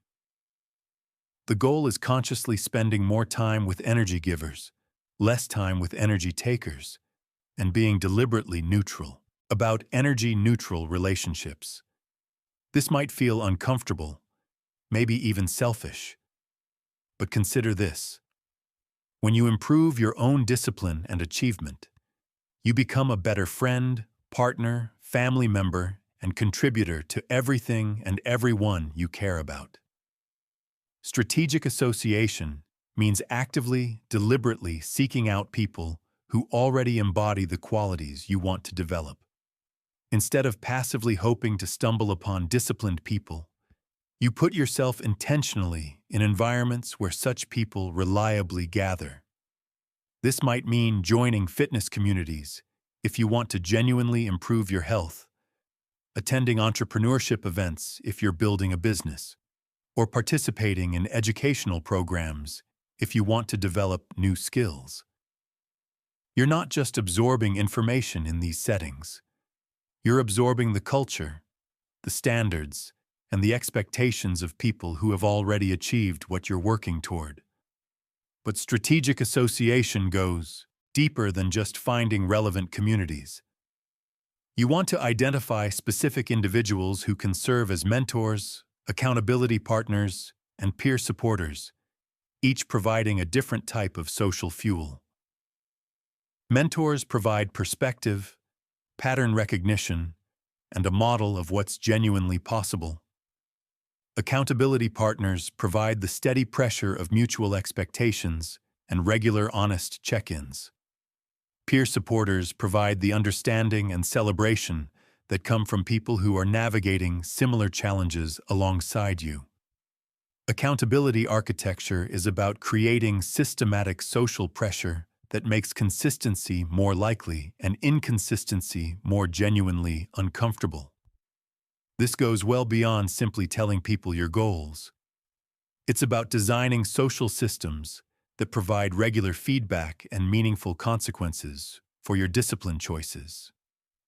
This might mean joining or creating a group where everyone reports weekly progress on their core commitments. It might mean having a workout partner who genuinely depends on you showing up on time. It might mean hiring a coach who tracks your performance and holds you accountable in ways you've pre-agreed to. The key is making your discipline visible to others in ways that create positive, supportive peer pressure. The kind that makes you want to show up for yourself, because showing up also means showing up for people who believe in you. Influence expansion is about becoming the type of person who positively influences the discipline and motivation of others around you. When you consistently model disciplined behavior, not perfectly, but consistently, You attract other disciplined people and inspire less disciplined people to raise their own standards. This creates a beautiful, virtuous cycle where your social environment becomes increasingly supportive of your goals without you having to force it. Influence expansion requires authentic modeling rather than preaching or pressure. People are influenced far more powerfully by what they consistently observe than by what they're told to do. When others see you following through on your commitments, handling challenges with grace and equanimity, and maintaining long-term focus on what matters, they naturally begin to expect more from themselves too. The most advanced social force multiplication involves deliberately building what I call layered network design. You systematically cultivate relationships and environments that create multiple, reinforcing layers of support for your discipline goals. You might have workout partners for fitness accountability, business mentors for professional growth, learning groups for intellectual development, and perhaps a spiritual or values-based community for deeper alignment. Each network reinforces different dimensions of your discipline while providing backup support when other systems are under stress. Remember, discipline is not a solo sport, no matter how independent you think you are. The most successful people throughout human history have deliberately surrounded themselves with others who shared their deep commitment to excellence. They understood that individual willpower has real limits, but collective standards and genuine mutual support can sustain extraordinary achievement over long, long periods.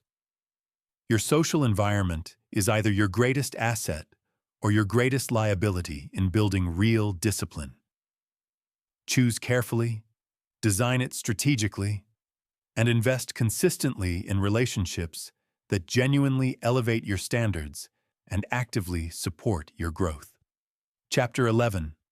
The Mental Dominance Framework. Your mind is either your greatest weapon or your most persistent enemy in the pursuit of discipline. Most people are quietly at war with their own thoughts, fighting against self-doubt, resistance, and relentless negative self-talk every single day.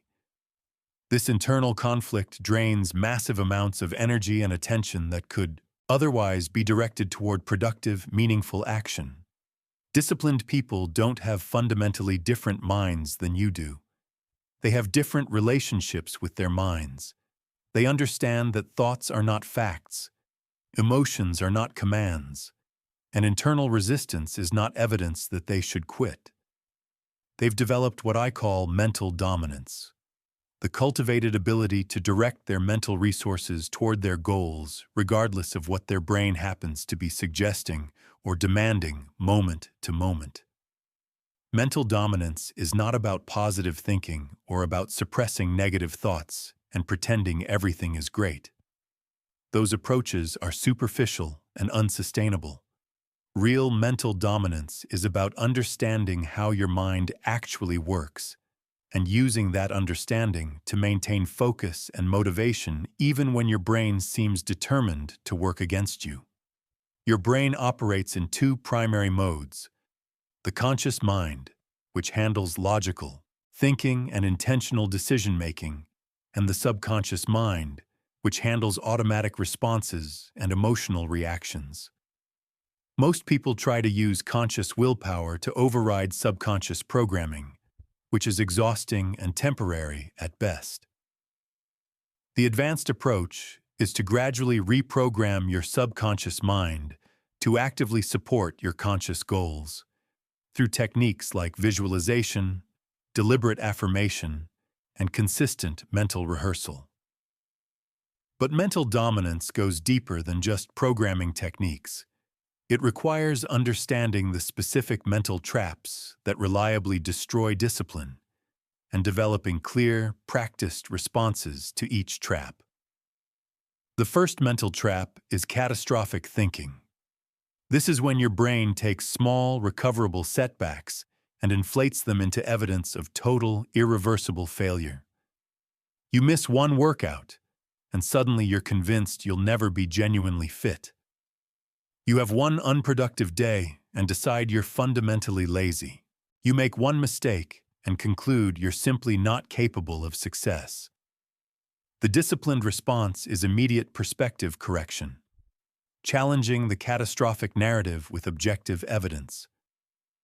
You remind yourself of your overall progress pattern, not just your worst moments. You reframe setbacks as normal, expected parts of any improvement process. The second mental trap is perfectionist paralysis. This is when your brain convinces you that if you can't do something perfectly, you shouldn't attempt it at all. You don't start the project because you don't have enough time to finish it completely right now. You don't exercise because you can't do your full routine today. The disciplined response is embracing good enough. Imperfect action beats perfect inaction every single time. You do what you can with the time and resources you actually have. The third mental trap is comparison poisoning. This is when your brain fixates on other people's highlight reels and uses them to diminish your own very real progress. You see someone else's curated success and immediately feel inadequate about your own authentic journey. The disciplined response is radical, unapologetic self-focus. You measure yourself against your previous self, not against anyone else. You use others' achievements as inspiration for what's genuinely possible, not as evidence of your inadequacy. The fourth mental trap is instant gratification obsession. This is when your brain constantly seeks immediate rewards and becomes frustrated and demoralized by the delayed gratification that discipline inherently requires. The disciplined response is process obsession, falling genuinely in love with the daily actions rather than fixating exclusively on distant outcomes. You find real satisfaction in consistency itself rather than waiting endlessly for external validation. You understand that the compound effect requires patience. The fifth mental trap is victim mentality. This is when your brain looks for external reasons why discipline is impossible or unfair in your particular circumstances. You focus on your disadvantages, your obstacles, your challenging life situation. The disciplined response is radical personal responsibility. You understand that while you can't control everything that happens to you, you can absolutely control how you respond to everything that happens to you. Advanced mental dominance requires developing cognitive flexibility, the cultivated ability to deliberately shift your thinking patterns based on what genuinely serves your goals, rather than being trapped in automatic, habitual mental responses. When you notice catastrophic thinking arising, you immediately shift to evidence-based thinking. When you catch perfectionist paralysis setting in, you shift to progress-focused thinking. You become the conscious director of your mental experience rather than a passive victim of whatever thoughts happen to arise. But the most powerful aspect of mental dominance is what I call identity-based thinking. This is when you consistently train your mind to think like the person you're actively becoming rather than the person you've been. Instead of asking, "What would someone like me do?" you ask, "What would the most disciplined version of me do right now?" This subtle but profound shift connects your thinking to your aspirational identity rather than your historical identity, and it changes everything. The most advanced practitioners of mental dominance understand something crucial. The goal is not to eliminate all negative thoughts or challenging emotions. The goal is to maintain productive, consistent action regardless of what your mind happens to be doing. You develop what I call mental independence, the hard-won ability to act according to your commitments, even when your thoughts and feelings are loudly suggesting different actions. This means you can feel genuinely unmotivated and still take disciplined action. You can have real doubts about your goals and still move toward them consistently. Your actions become largely independent of your mental state, which is the ultimate expression of genuine freedom. Remember, your mind is a tool, not your master. You don't have to believe every thought you think or obey every emotion you feel. When you develop true mental dominance, discipline stops being about fighting yourself and becomes about skillfully directing yourself toward what matters most. Chapter 12. The Priority Domination Protocol. Time management is a myth. You cannot manage time because time is fixed. Everyone on Earth gets exactly 24 hours every single day, regardless of how successful or disciplined or productive they are. What separates disciplined people from undisciplined people is not how they manage time. It's how deliberately and ruthlessly they prioritize activities within the time they have. This is precisely why most productivity advice fails. It focuses on efficiency rather than effectiveness.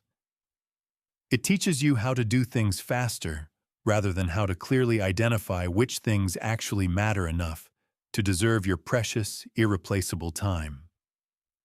Doing the wrong things efficiently is still doing the wrong things, just faster. Disciplined people understand at a deep level that success is not about doing more things. It's about doing the right things consistently. They don't try to be productive with everything that crosses their path.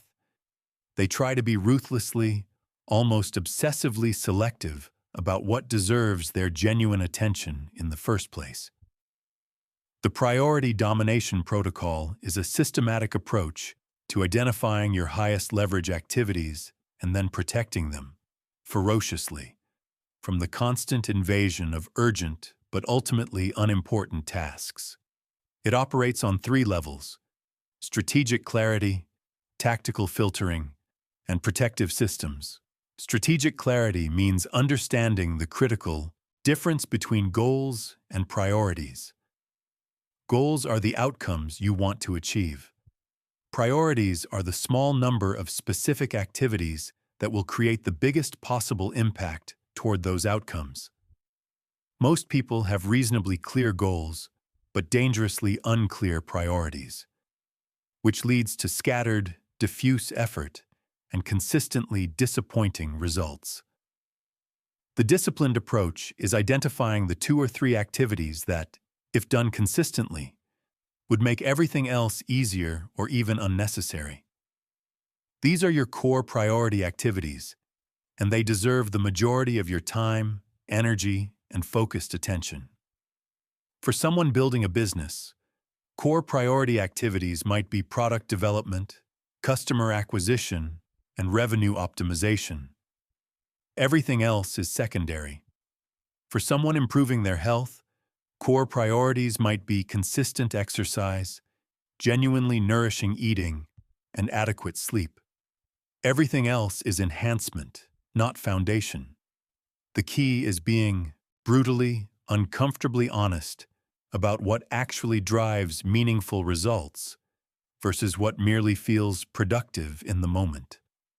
Most people spend enormous amounts of time on activities with minimal impact on their most important goals, because those activities feel easier, safer, or more immediately rewarding than the work that truly matters. Core priority activities are usually challenging, sometimes uncomfortable, and rarely provide immediate gratification. They require deep focus, sustained effort, and the patience to accept delayed reward.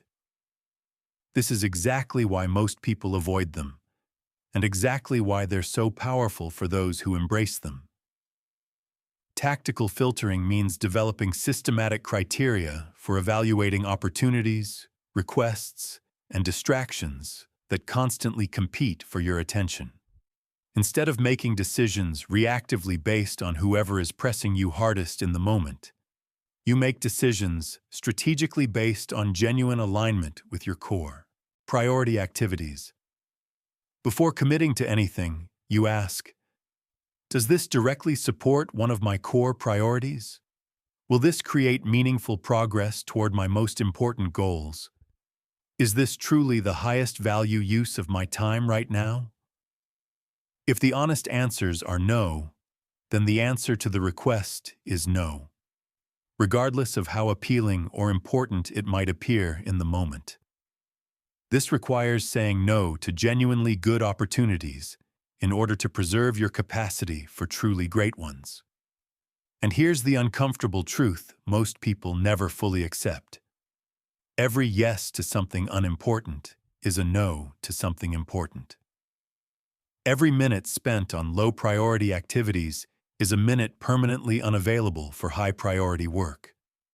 When you don't actively protect your priorities, everything else will consume them by default, because the world is full of people and tasks competing urgently for your time. Protective systems are structures that automatically defend your core priorities from the constant invasion of urgent but unimportant tasks.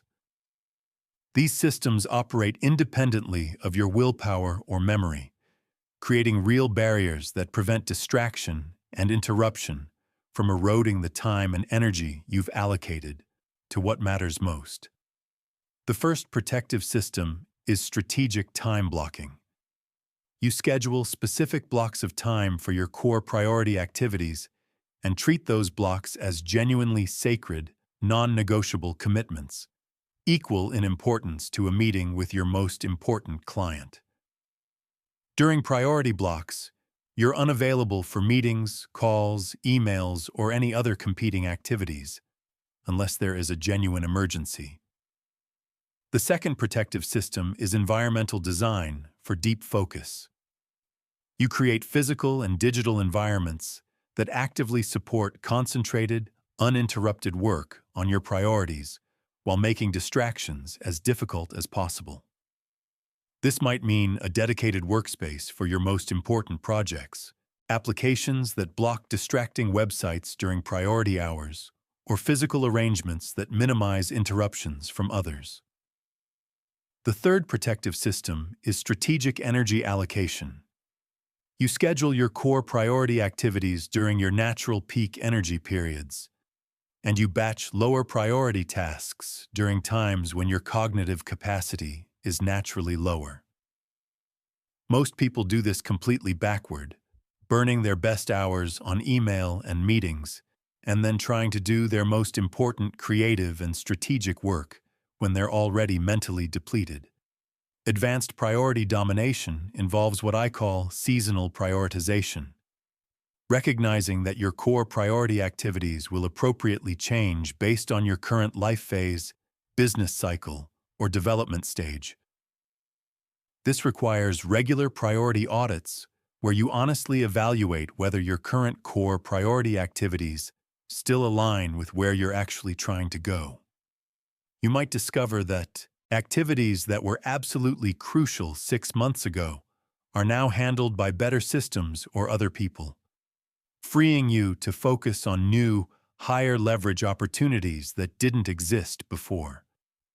Remember, you cannot do everything, but you can do anything if you're willing to be selective enough about what that thing is.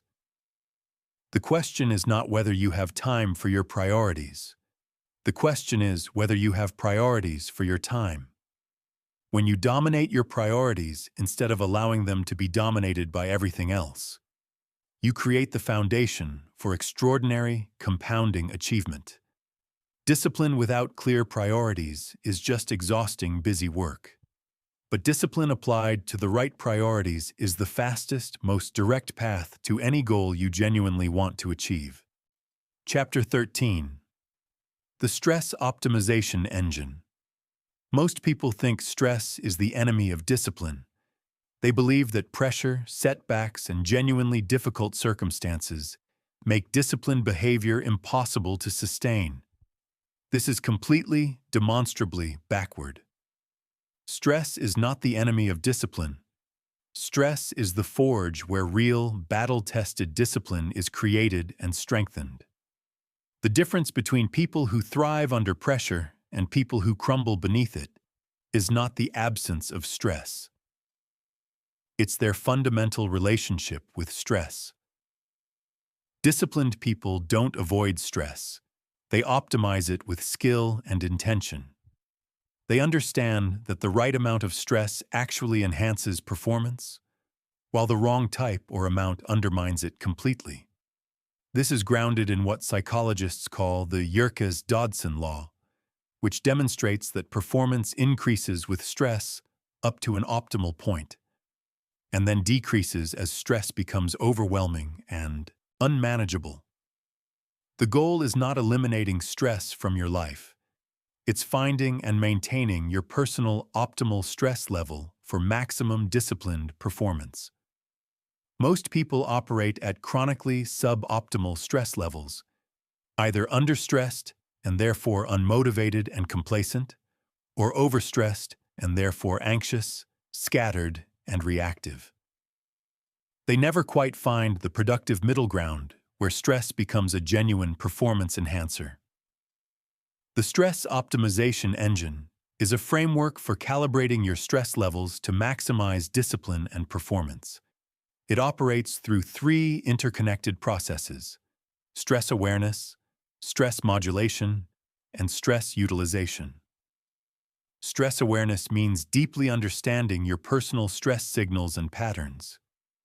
Most people don't recognize stress until it becomes genuinely overwhelming, by which point it's already undermining their discipline significantly.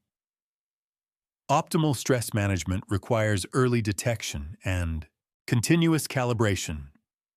You need to identify your early warning signs of both understress and overstress.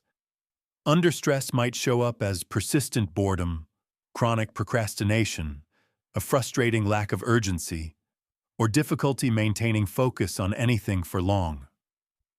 Overstress might show up as anxiety, irritability, fragmented thinking, or persistent physical tension.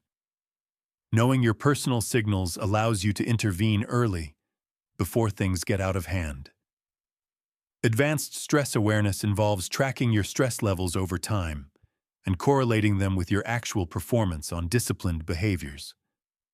You might discover that you exercise most consistently when work pressure is moderate, demanding enough to create urgency, but not so overwhelming that it depletes all your resources. This kind of self-knowledge is genuinely invaluable. Stress modulation means actively adjusting your stress levels based on your performance requirements and your honest current capacity. When you're understressed, you deliberately increase challenge and urgency. When you're overstressed, you implement recovery and support systems. To increase stress constructively, you might add meaningful deadlines, increase the real stakes of your commitments, create accountability, or take on new challenges that genuinely stretch you. The key is adding stress in areas that support your goals, rather than stress that simply depletes you without adding any value. To decrease stress constructively, you improve your systems, delegate appropriately, eliminate non-essential activities, or implement proven stress management techniques like exercise, sleep optimization, mindfulness, or time in nature. The goal is not eliminating all stress. It's thoughtfully removing stress that doesn't serve your performance or your growth. But here's the crucial insight that separates advanced practitioners from everyone else. Stress modulation must be proactive rather than reactive.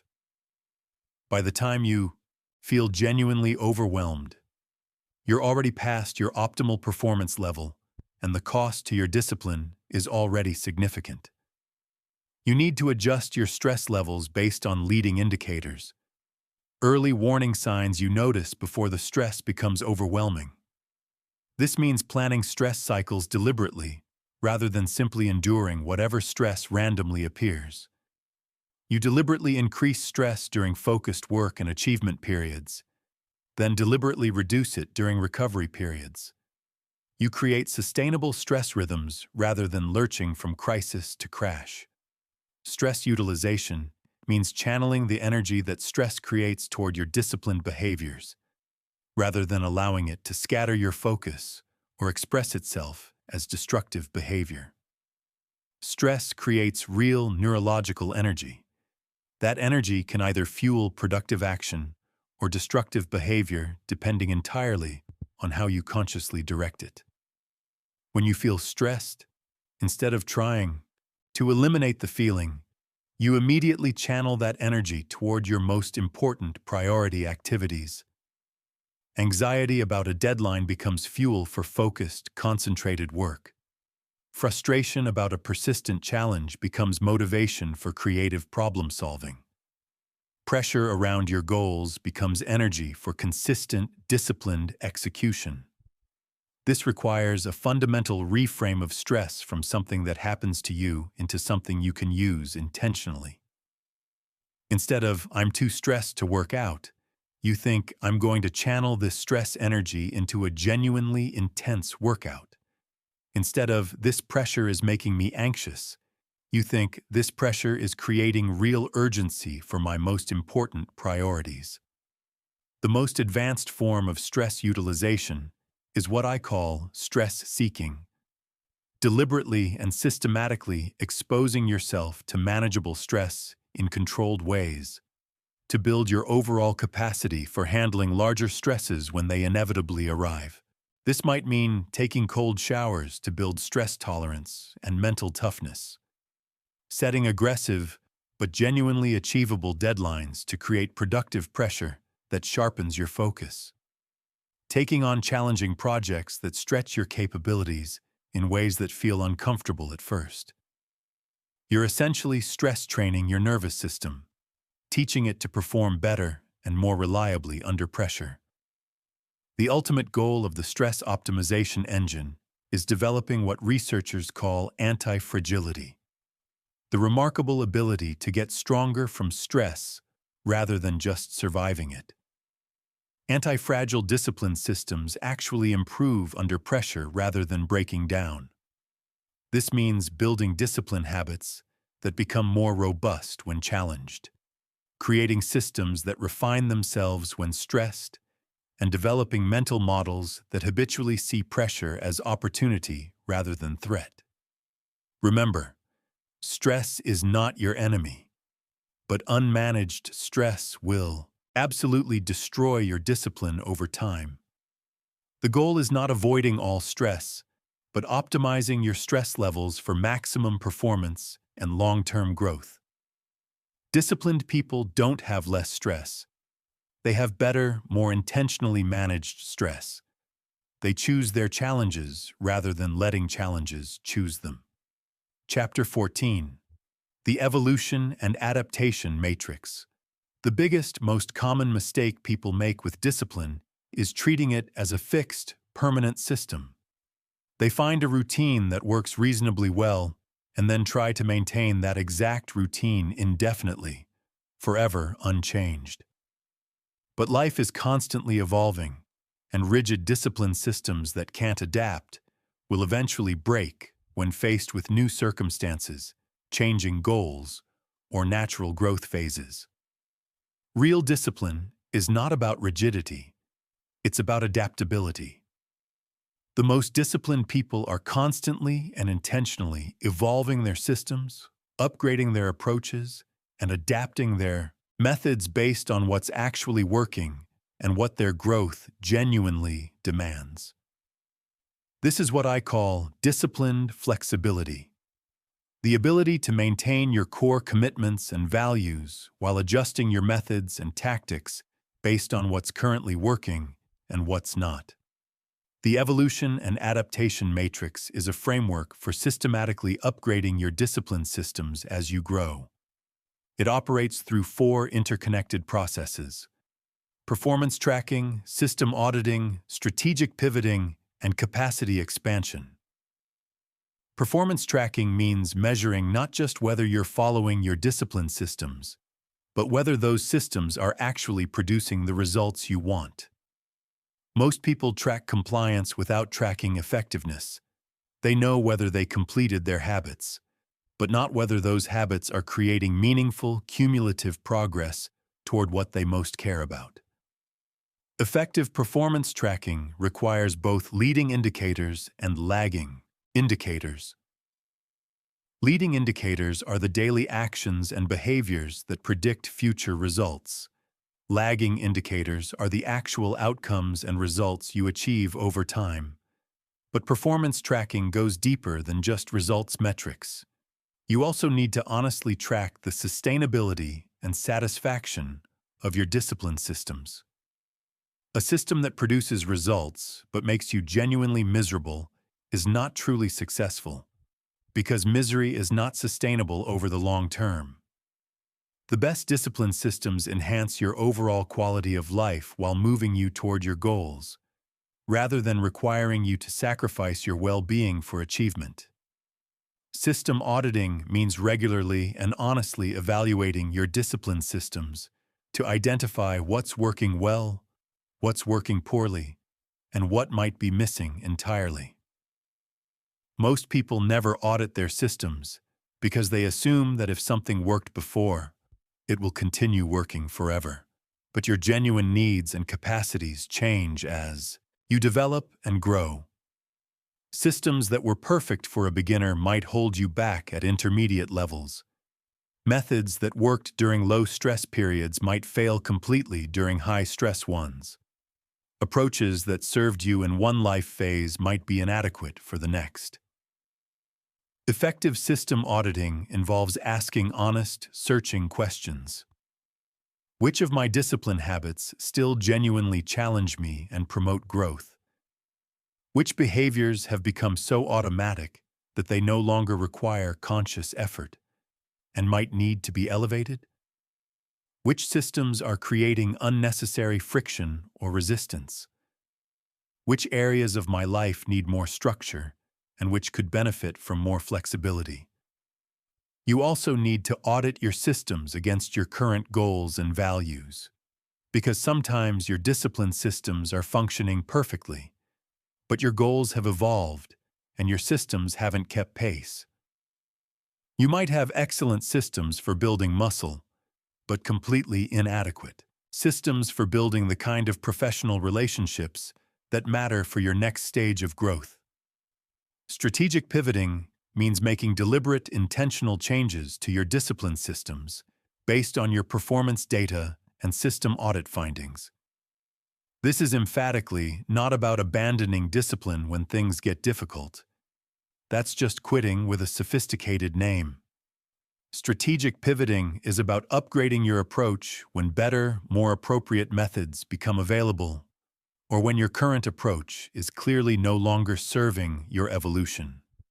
Strategic pivoting might involve replacing genuinely ineffective habits with more powerful, better-suited alternatives. Maybe daily meditation isn't the right fit for your personality, but weekly extended nature walks are genuinely transformative for your mental state.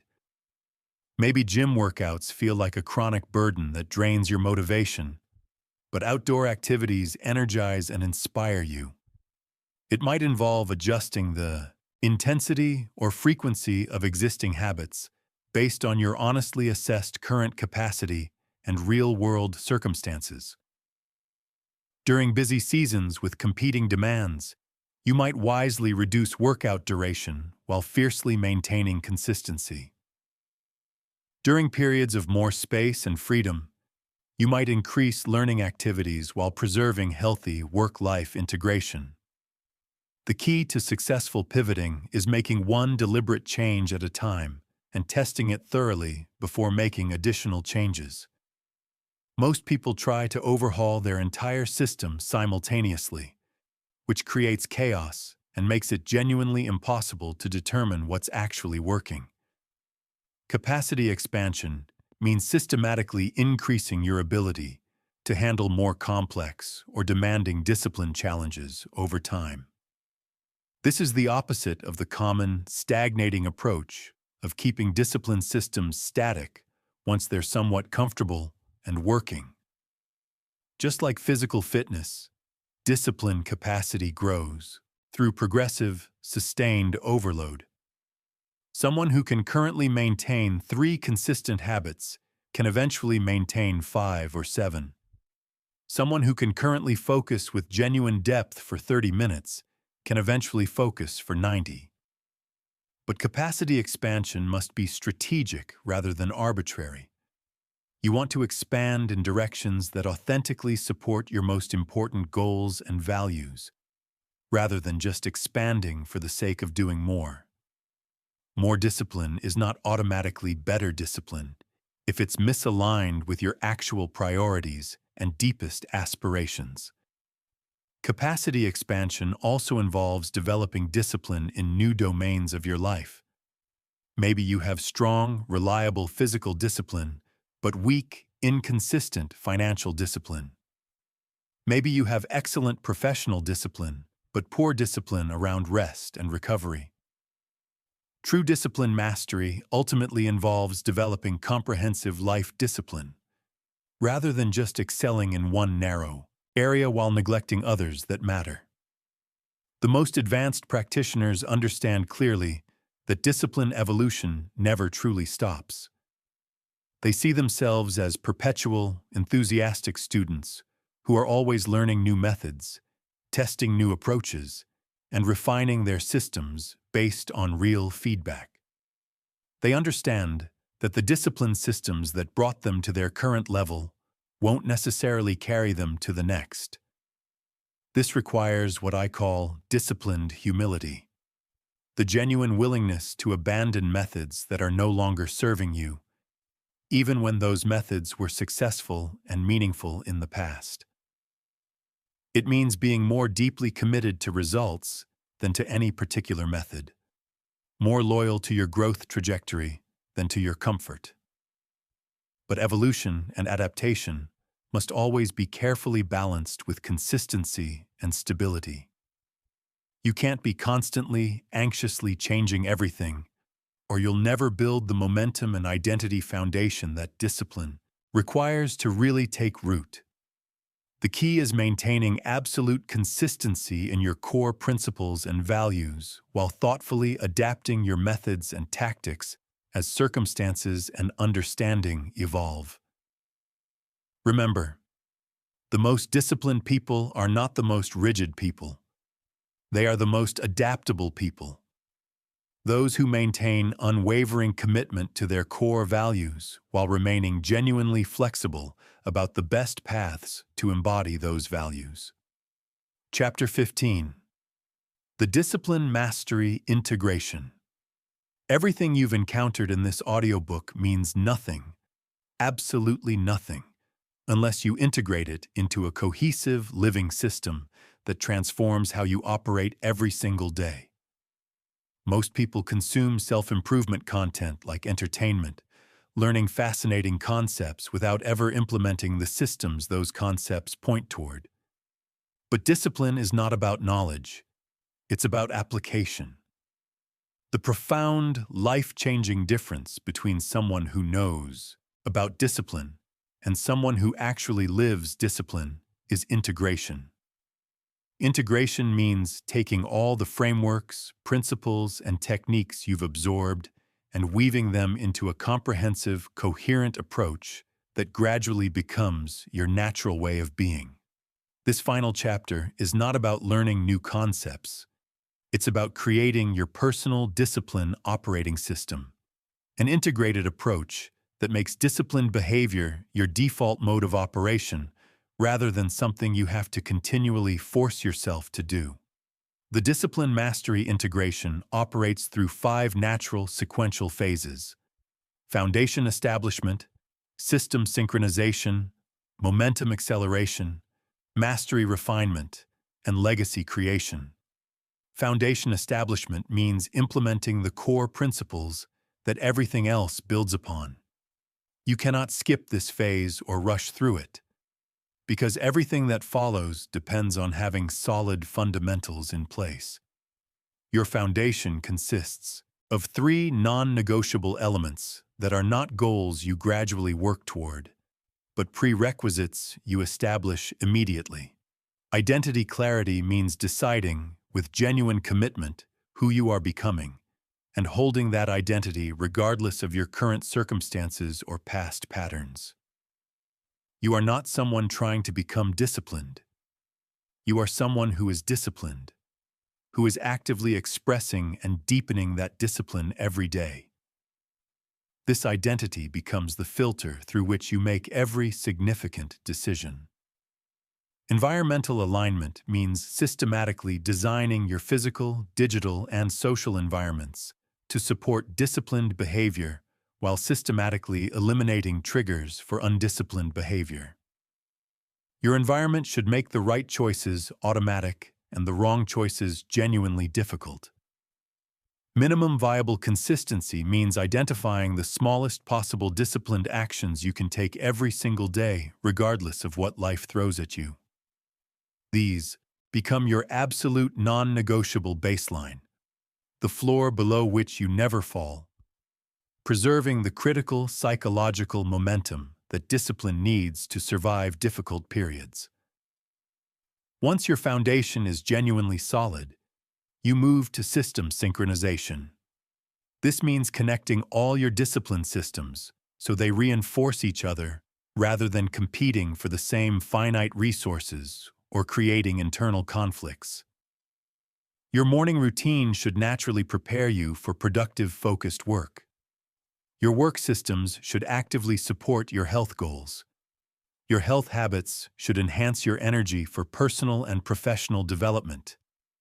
Your development should continuously improve your work performance and relationships. Everything connects, and everything supports everything else in a virtuous, self-reinforcing cycle. System synchronization also means deliberately timing your various discipline activities to optimize your natural energy rhythms and minimize unnecessary friction. You don't schedule mentally demanding work during your natural energy lows. You don't try to establish multiple challenging habits simultaneously in the same time periods. You create discipline rhythms that work harmoniously with your natural patterns rather than fighting against them. Momentum acceleration is about systematically increasing the challenge and complexity of your discipline systems as your real capacity grows, preventing stagnation and ensuring continuous, compounding growth rather than mere maintenance of the status quo. You progressively add new challenges, raise your existing standards, and tackle more sophisticated and meaningful goals. Each new challenge builds authentically on previous successes and serves your larger vision. Momentum acceleration also involves deliberately leveraging compound effects across different domains of your life. Your physical discipline creates energy for mental discipline. Your mental discipline creates focus for relationship discipline. Your relationship discipline creates the support and accountability for professional discipline. As these areas naturally reinforce each other, your overall discipline capacity grows exponentially rather than just linearly. Small, consistent improvements in each area create massive, visible improvements in your total life experience over time. Mastery refinement is about developing discipline expertise that operates automatically and adapts dynamically to whatever life presents. At this stage, discipline begins to feel genuinely effortless because it's fully integrated into your identity and supported by sophisticated, well-tested systems. You no longer need to think about whether to take disciplined actions. You simply take them because that's who you are. You no longer need external accountability as your primary driver because your internal standards have grown higher than any external expectations. Mastery refinement also involves developing the ability to coach and mentor others in developing their own discipline. When you can teach something effectively in a way that actually helps others, you genuinely understand it at a much deeper level than before. Teaching discipline to others deepens your own understanding and commitment in ways that are hard to access through solo practice alone. True mastery is not about perfection, it's about anti-fragility. discipline that grows stronger under pressure rather than breaking, that adapts to challenges rather than being derailed by them, that evolves with your growth rather than becoming rigid with success. Legacy creation is the highest, most expansive level of discipline mastery. This is when your disciplined life becomes a living model and genuine inspiration for the people around you. Your consistency creates permission for others to pursue their own excellence. Your standards naturally raise the standards of everyone who observes you closely. Your example becomes part of who they become. Legacy creation means understanding that discipline is not ultimately just about personal achievement, as meaningful as that is. It's about contributing to something genuinely larger than yourself. The habits you build, the standards you maintain, and the example you set all influence the culture and expectations of your family, your community, your profession, and your world. At this level, discipline becomes truly effortless because it's fueled by purpose that extends far beyond personal benefit. You maintain high standards not just because they serve you, but because they serve others who are watching and learning from your example every day. Legacy creation requires balancing genuine achievement with sustainable living. The most inspiring examples of discipline across history are people who maintained excellence over decades, not people who burned brightly for months and then disappeared. This means building discipline systems that enhance rather than deplete your life energy. Systems that make you stronger rather than wearing you down, that create more opportunity and freedom rather than just serving narrowly personal goals. The ultimate integration of discipline mastery is when disciplined behavior becomes so natural that it stops feeling like discipline at all. It feels like self-expression. It feels like freedom. It feels like the most natural, most authentic way to live. When you reach this level of integration, you understand what real discipline was always about. It was never about restriction or force. It was about creating the capacity, the inner freedom, to live fully according to your deepest values and highest aspirations. It was about becoming the person you always knew, somewhere deep down, that you could be. Most people never experience this level of integration because they treat discipline as a temporary project, something to get and then stop worrying about, rather than as a lifelong, ever-deepening practice. They try to get disciplined rather than to become disciplined. They focus on specific goals rather than comprehensive, ongoing transformation. But when you commit to true discipline mastery, when you integrate all of these principles into a cohesive, evolving way of being, everything changes. Your capacity expands steadily. Your confidence in yourself deepens authentically. Your impact grows in ways that surprise even you. Your life becomes a masterpiece of intentional, conscious design rather than accidental circumstance. You stop looking back with regret and start looking forward with genuine, earned confidence. Remember this, and carry it with you. Discipline is not something you do. It's someone you become. It's not about forcing yourself to act differently today and tomorrow. It's about becoming the type of person who naturally, automatically acts in disciplined ways, because that's who you genuinely are. The frameworks in this audiobook are not just techniques to try on and discard. They are principles to embody, to live, to breathe. The goal is not temporary behavior change followed by a slow drift back to old patterns. It's permanent identity transformation that compounds and deepens over years.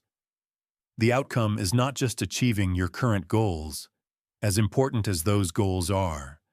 It's becoming the type of person who consistently, reliably achieves whatever goals matter most to them across every season of life.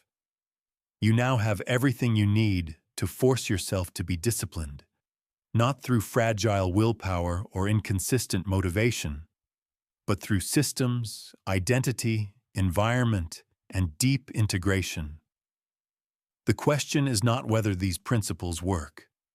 The question is whether you will commit fully to working them. Your disciplined life starts now, not tomorrow, not next week, not when circumstances finally align perfectly. Right now, with the very next choice you make, the very next action you take, the very next opportunity to prove to yourself who you really, truly are. Discipline is not about perfection. Discipline is about direction. And the direction you choose in this moment, in this precise moment, will determine everything that follows.